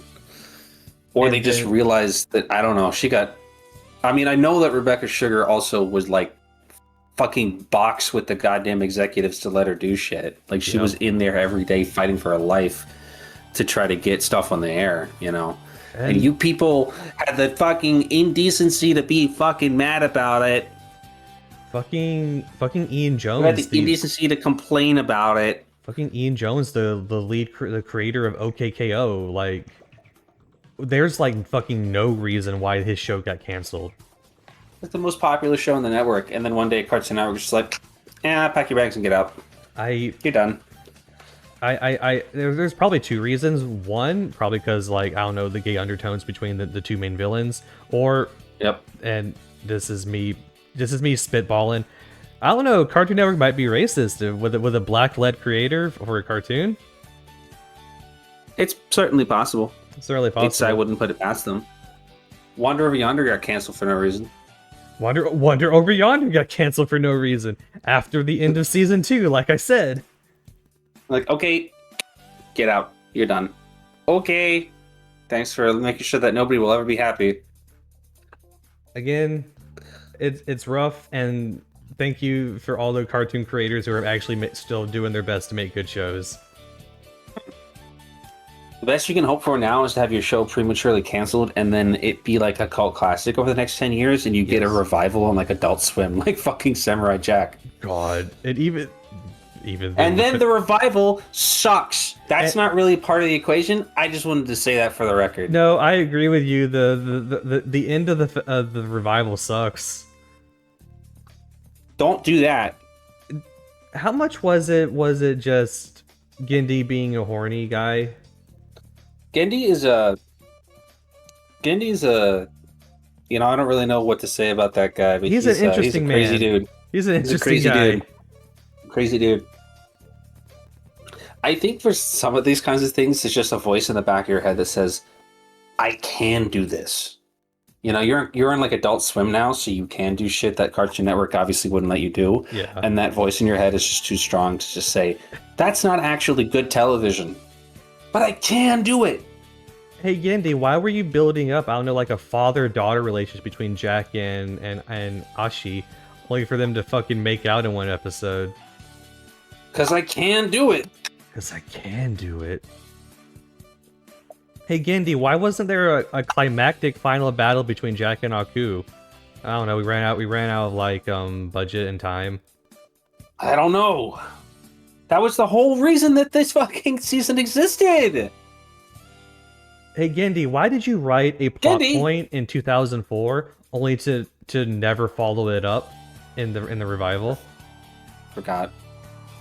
No, he didn't forget. He literally in the revival he wrote it out. Remember, it was the time gate thing. Oh yeah, he did. He changed his mind. You know, in the like 15 years between seasons, he changed his mind. Changed his mind. Gendy Tartakovsky, another cartoon luminary. Love that guy. Some questionable choices. Made some questionable choices. Most people consider the comics or the video game to be better endings to Samurai Jack. Yes, I've heard. People consider the comics and the video game the proper ending to the series. Yep, most pretty much. I didn't watch the season of Samurai Jack as it was coming out, but I did watch other people watch it, and I did see in real time people turn on the show. I was one of them. Yeah, in like the last 2 episodes of the show. Like, people just turn on it. Like, the benefit of the doubt was just gone, and it was like, this is such a waste of fucking time. This is a complete waste of my fucking time. That was a waste of 13 weeks of my life. Yep. How dare you? It was better when it didn't have an ending, actually. Thank you. Legitimately, it was better not having an ending. Thank you for that. That's how I'd feel about, like, well, it won't actually happen, but that's how it would feel like now if like Teen Titans got a revival. Don't talk to me about Teen Titans Go. I'd be like, I don't want this anymore. I don't.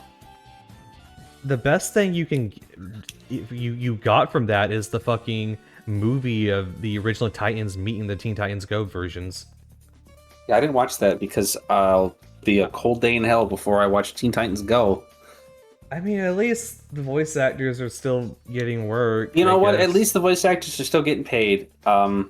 Except for some of them that have questionable politics. I'm Tara Strong will never lose work in the cartoon industry, I'm sorry to say. I was talking about the guy who voiced Beast Boy.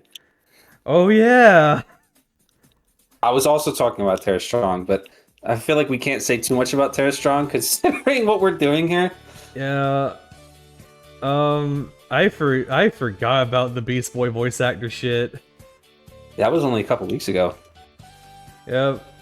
Well, if you don't know what that's about, go ahead and look that up. Yeah, go look that up. That's not really the place to be talking about that, but oh, this turned into a generic cartoon podcast. Yeah, it sure did for a minute there.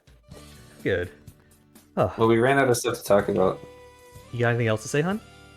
I think I don't. No. You doing? I'm excited for season 2. I'm so excited for season 2. We're finally in the good stuff. We are. You do anything this week? I am. Yes, I am. I don't have a schedule up yet, but I am going to be streaming for Gamers Outreach again this week and next week for the Spooktacular Streamathon charity event. Yay! So come check that out. Maybe give a few dollars to charity. Support some kids. Give them some video games. It's supports children in hospitals being able to play video games while they're hospitalized. Hell yeah. Yeah. Hey, great episode. Great season. Great Excited episodes. to look forward to it. We got 10 more episodes of this, or 8 more episodes of this. Yep. And then we get Fallout Equestria. Then we get Fallout Equestria, and then we get season 3. All right. Well, bye everyone. All right, bye everybody. See y'all next time.